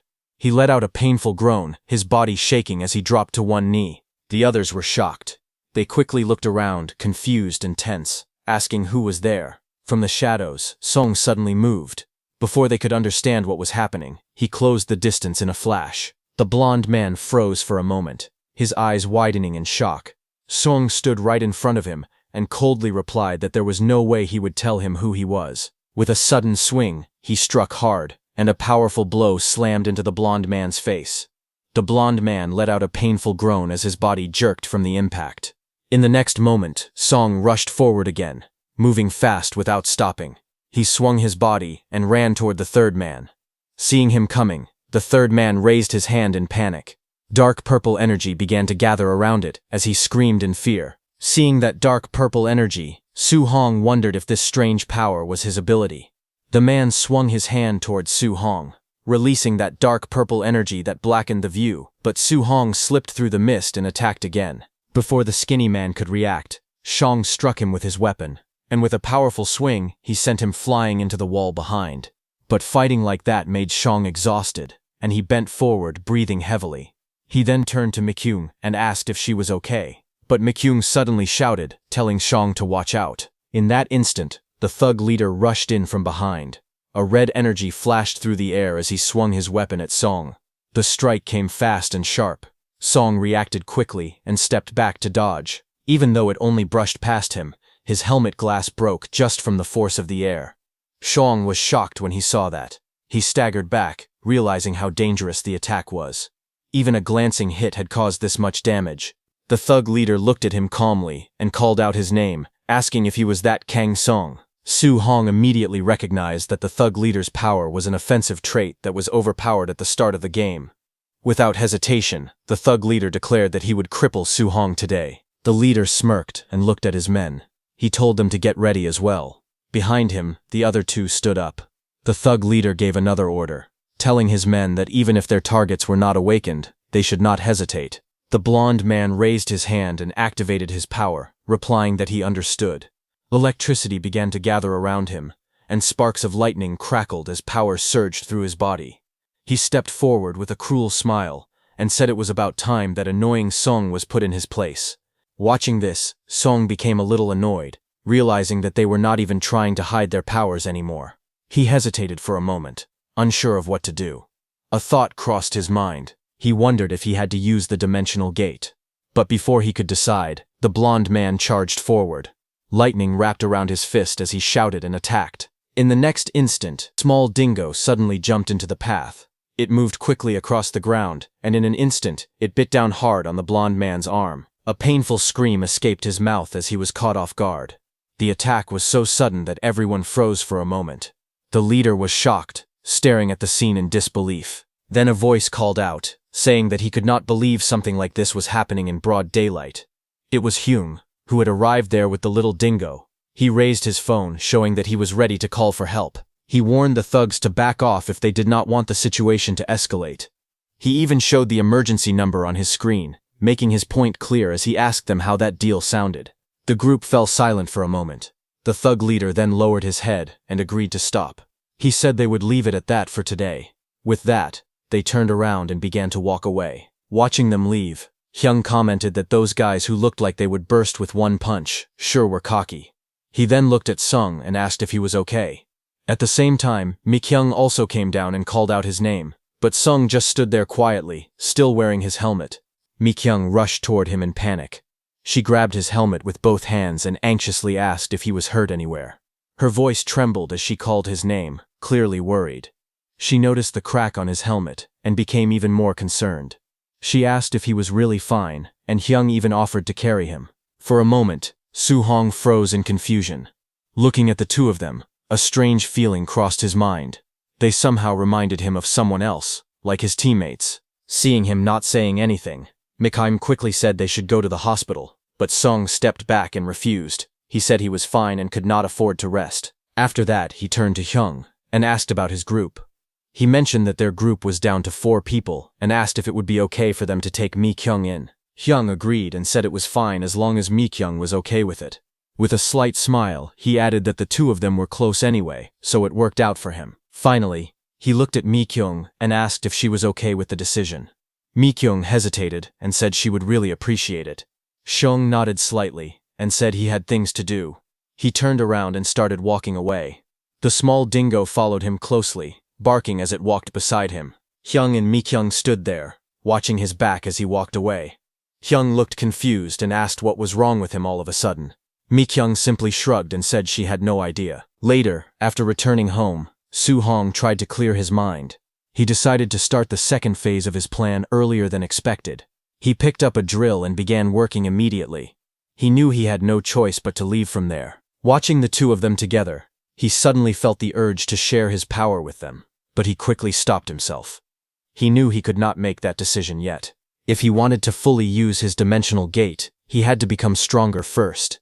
He needed to level up, gain skills, and collect better gear faster than anyone else. Only then could he crush his enemies with pure strength. His recent fight with those mountain thugs made that very clear. Thinking ahead, he believed that if his plan worked, he would be at least 3 levels ahead of others. At that point, the monsters nearby would become too strong, and because of that, it would be harder for him to team up with those two. So, without wasting time, he worked non-stop. As he kept going, time quietly passed by, and at last, he finished installing the wood stove in his hideout. The fire burned warmly inside it. He felt relieved and thought that now he could finally sleep there at night. He noticed that Dingo was enjoying the warmth, which made him feel even better. Next, he reminded himself that he still had to set up everything as the deliveries arrived. He thought about the generator, the stairs, the security camera, and the solar panels. Once all of that was installed, the hideout would basically be complete. Looking satisfied, he decided he might as well stay up all night and finish everything today. The next news was broadcast. It reported about an asteroid that had been observed on a certain month and day. The asteroid was called Unjambi. The HSA announced that Unjambi had entered the middle of the solar system, and they were closely tracking its orbit. However, they explained that Jupiter's gravity had split the meteorite into pieces. Because of that, predicting its exact path had become more difficult. The head of the asteroid tracking department, Thomas Chandler, appeared and stated that Unjambi Alpha and Beta were now 2 separate bodies. Even so, he firmly declared that there was no chance either of them would approach Earth. Watching the report, Soo-hong reacted in surprise. He quietly said that now he understood what had happened. On D5, Unjambi Beta fell near a Russian ship first. The impact created a massive tsunami that pushed the ship all the way to Gamcheon port. That was how zombies first appeared in Korea. Before, the story had sounded strange, but now it finally made sense to him. The news then moved on to another topic. It reported that President Jang Won-taek had not left the presidential residence for a week after the Uido shooting. Opposition leaders had released a joint statement demanding the truth, and said they had agreed to hold a hearing. Some people were even spreading rumors about the awakened and the disaster. Sitting on the couch and watching the news, Song quietly muttered that it felt like the end times. But he thought that at least the heavy media attention had made it harder for the awakened to commit crimes. Then he wondered what the mood online was like right now. Images of those thugs flashed in his mind, along with the chaos spreading everywhere. Sitting in front of his laptop, he read that someone had planned to rob a bank tomorrow, but now that some levitating freak had appeared, that plan was ruined. As he browsed through posts, he saw some say that Unjambi, or whatever it was called, might not even be the real problem. Then another guy commented that his memory felt blurry, but he recalled something about a zombie event too. Comments filled the screen, asking what the point of knowing anything was if people were just going to get zombified anyway. Some posts even mentioned that it was already being shown on the news.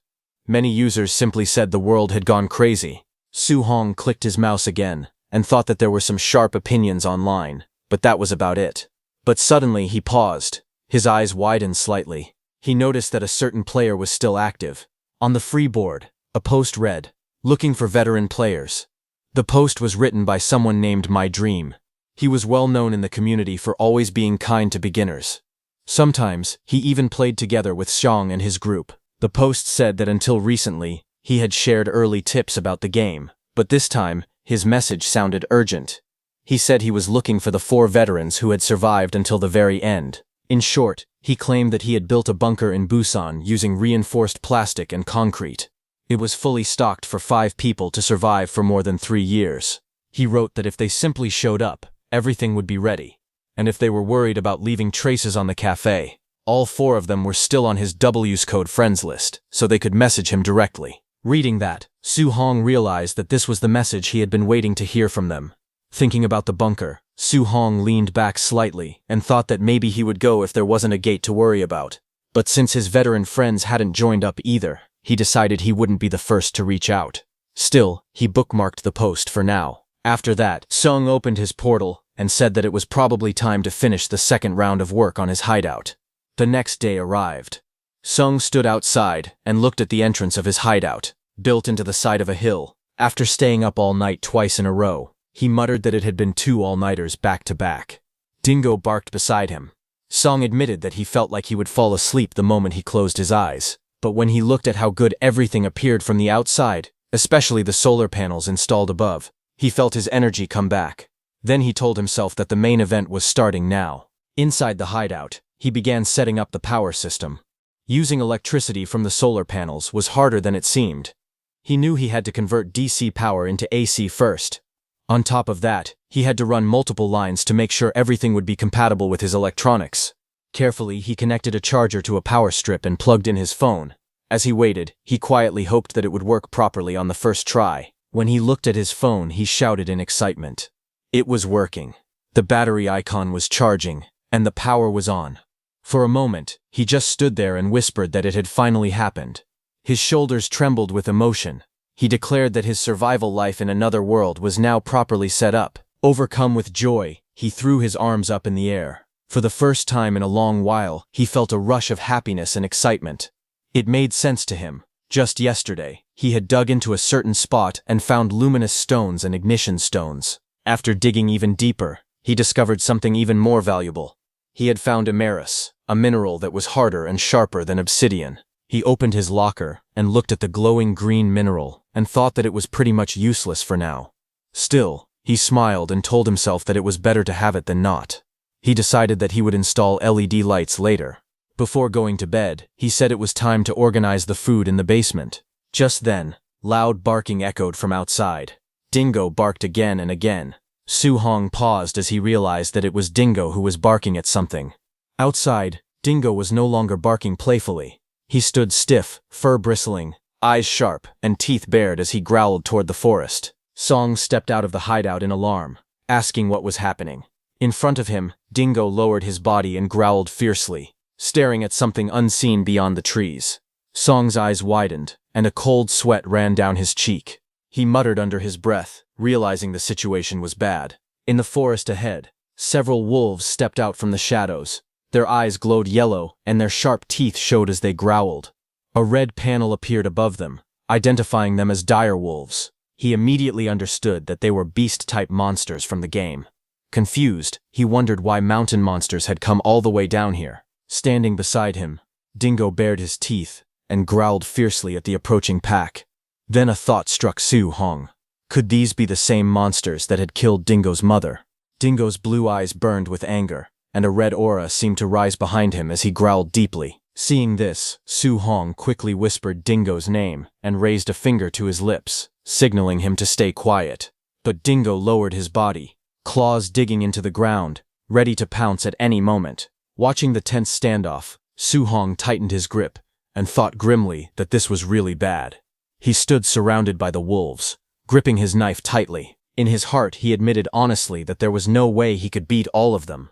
If he tried to move and grab the counterweapon, he would expose his back and get torn apart instantly. That meant he had only one choice. The plan he came up with was simple: make the alpha leave first so the rest of the pack would follow.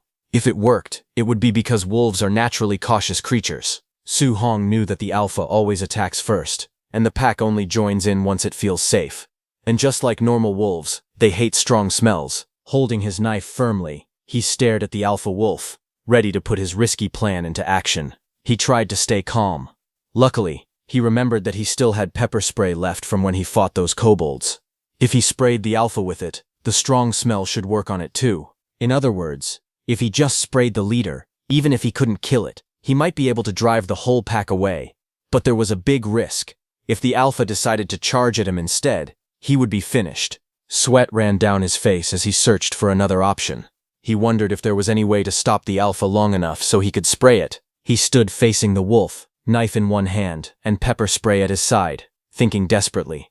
Then suddenly, an idea flashed in his mind. He realized something. He hesitated for a moment, and wondered if his idea would really work.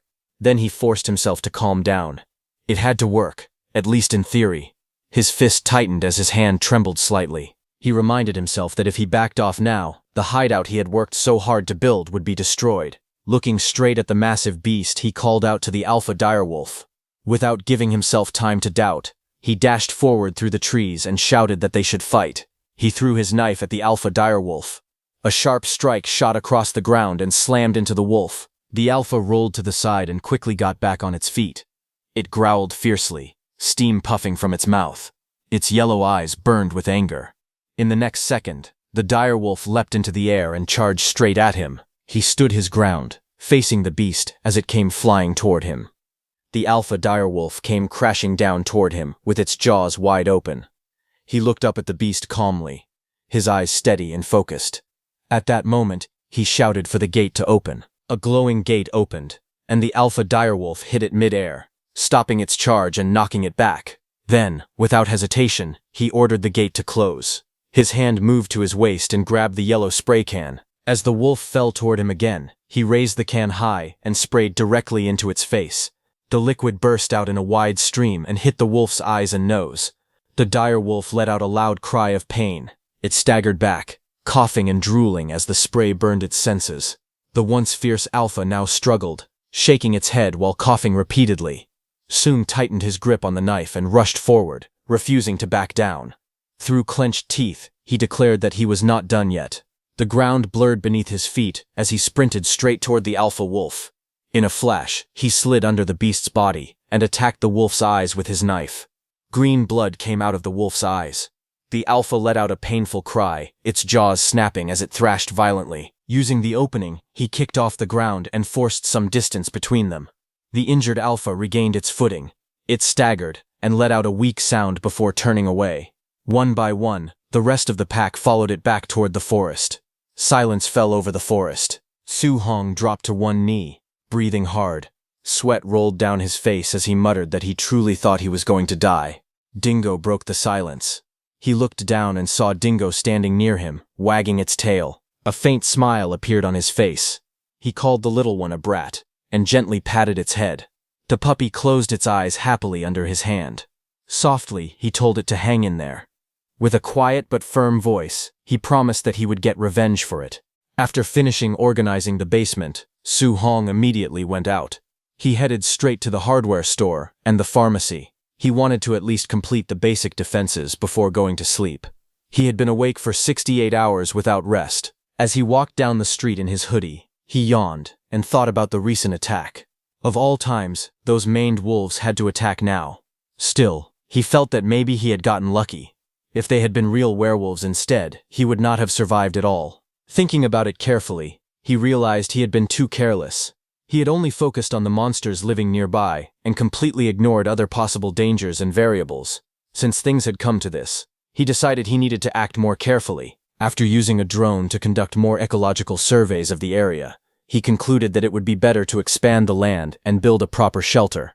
While he was walking down the street, Hyung, who was ahead with someone, noticed him, but Seung didn't notice them and continued thinking about his plans. He believed he could secure more land for farming and storing supplies.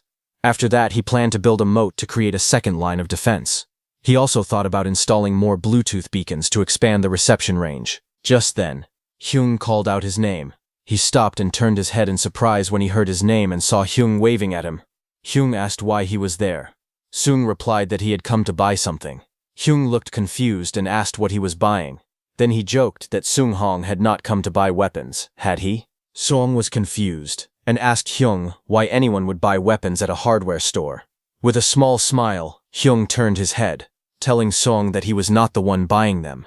He pointed at the woman behind him and explained that one of their members wanted to buy weapons. Su Shang tried to summarize the situation. He said that Hyung had found a member near the hardware store and was trying to stop her from buying weapons. Hyeno admitted that was true, but said she would not believe him. Hearing that, Su Hong asked Ying that if that was the case, why he did not just show her the summary he had received earlier. Ying replied that he had shown it to her, but she could not accept the truth about the wire disease. While they were talking, the woman kept staring at Su Hong silently, making him feel uneasy. He turned to Hyung, telling him that this person kept staring without saying anything. But suddenly, the woman pointed at him and said she remembered now. The woman realized who he was. She asked if he was the owner of the Tteokbokki restaurant. Song confirmed that he was, but before he could explain further, she looked surprised. She said that something about him had changed, and that the atmosphere around him felt completely different, but then she realized she had been rude and apologized. She then took out a business card and handed it to him. She introduced herself as Jo Soo-young. Song took the card and introduced himself as Kang Song. But when he looked at the card, his eyes widened in surprise. He realized that she was a doctor. The card showed that she worked at Calip's hospital. After finding out that she was a doctor, he decided to explain things to her properly. Just like he had done with Hyungjun and Mi-kyung before, he began teaching her the basic knowledge about Sura. However, she thought for a moment, and honestly said that she did not really want to get involved. She said that if someone tried to look at the game world in a scientific way, there would be no clear answer. Song agreed, saying that in the end, it was just a game. She agreed, and said she understood that part. Then she said there was something else she wanted to know. Song asked her what else she wanted to know. She looked at him carefully, and suddenly asked if he was actually an awakener. Soo-hong was surprised by the sudden question. She explained that it was not anything specific, it was just that his explanations sounded very certain and confident. As she listened, that thought had come to her mind. He quickly laughed it off and denied it. He thought to himself that Mi-kyung was sharp, and this woman was just as sharp. She then said that his explanation had helped her a lot, and felt trustworthy. Hearing that, Kyung, beside her, asked about the difference between himself and Seung. She looked at him and asked if he was seriously asking that. Then she calmly said that he and Song were simply on different levels. She called out to Seung, and with a bright smile, she reached out her hand and said that they should be friends. Seung shook her hand and left from there. The next day, Soo-hong sat at home and let out a small laugh. He looked at the weapon in front of him and said that it was just a spear blade attached to a shaft, but it looked pretty decent. He felt satisfied and said that with this, his main equipment was finally complete. He called out to Dingo. Little Dingo barked in response. He then told Dingo that today they were going to avenge its mother. Hearing that, Dingo got very excited and panted heavily. He squeezed Dingo's cheeks and told him that even if it was not really revenge, if someone found their hideout, they had to hunt them down and kill them as soon as possible. He asked if it understood. He said that today it had to do its part too. Dingo barked in response. Later, wearing a helmet and protective gear, he stepped into the forest with Dingo, which was now also wearing a mask. He looked ahead and noticed something strange. There were only 4 maned wolves. He also could not see the alpha wolf. He crouched down in the bushes and began to suspect something. Then he looked ahead and saw an owlbear holding the alpha wolf in its claws and biting into it. Not far away, several wolves were already lying dead on the ground. Seeing that, Song said that, as expected of their neighbor, as long as they did not get too close, that neighbor could still be considered reliable. Soo-hong knew that a manned wolf pack, without its alpha, was very easy to handle. It was as if they had lost their minds. Without a leader, their teamwork became terrible, making it possible to defeat them one by one. Hiding behind a rock, he waited for the right moment. When one wolf rushed forward, he moved quickly. He threw a net and trapped one wolf, saying that this was how it was done. The wolf struggled inside the net, growling and snapping its teeth. Soo-hong told it to calm down and said he would end its suffering right away. He raised his spear and stabbed down. The wolf let out a sharp cry before dying. A system message appeared, saying that he had defeated a maned wolf and gained 3 points. When the remaining wolves saw that, they showed their teeth and growled angrily. They slowly moved around him, trying to surround him. He did not panic. He quickly ran to the side, moving past a large rock. The wolves roared loudly and rushed toward him at the same time. One wolf jumped high into the air, aiming straight for him, while another attacked from the side. But Soo-hong was ready. He raised a yellow spray can and sprayed it toward the attacking wolf. The wolf cried out in pain as the spray hit its face, but the other 2 wolves lunged at him from the side, growling and snapping their jaws. Soo-hong swung his spear in a fast, clean strike. The blade cut across a wolf's body, and it cried out in pain. Another wolf jumped at him from behind, its mouth wide open and teeth sharp. Before it could bite him, Dingo suddenly rushed in and slammed into the wolf, knocking it away. The wolf yelped as it was pushed back. Soo-hong praised little Dingo, saying that he would handle the rest. He stepped on the fallen wolf and killed it with his spear. A message appeared, saying that he had defeated a manned wolf and gained 3 points. Looking back, Su-hong said that from now on, he only needed to stab them to death. He continued fighting, striking down more wolves.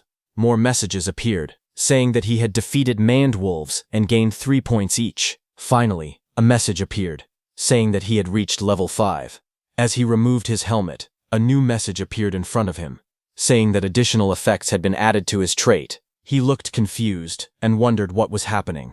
New information appeared. It said that the dimensional door had gained transparency, meaning it would become invisible to other people. Another message explained that the dimensional door could now project what was on the other side. It would show the scenery beyond, and he could hear sounds from that place, but only one way. He was surprised that new effects had been added to his trait. He decided to try it and told the system to open the dimensional door. A glowing blue door appeared in front of him. He stared at it in amazement. Through the door, he could clearly see inside his real-world house. He wondered if the transparency effect also worked on the other side. He looked at the glowing door and felt shocked. He thought it was insane. He had been worried about what would happen if a dungeon gate that looked like his dimensional door appeared in the future. But now, with this new effect, many of the problems were solved. It removed the inconvenient parts and covered many of the weaknesses. He realized that this effect appeared at level 5. That made him wonder if more additional effects would be unlocked at higher levels. He had never thought the level he ignored before would become so important. Now he understood that he could not miss the remaining omens. Before thinking too far ahead, he reminded himself that there was still a lot to do. For now, he needed to bury the wolves first. He stood in the forest, looking at the fallen manned wolves on the ground.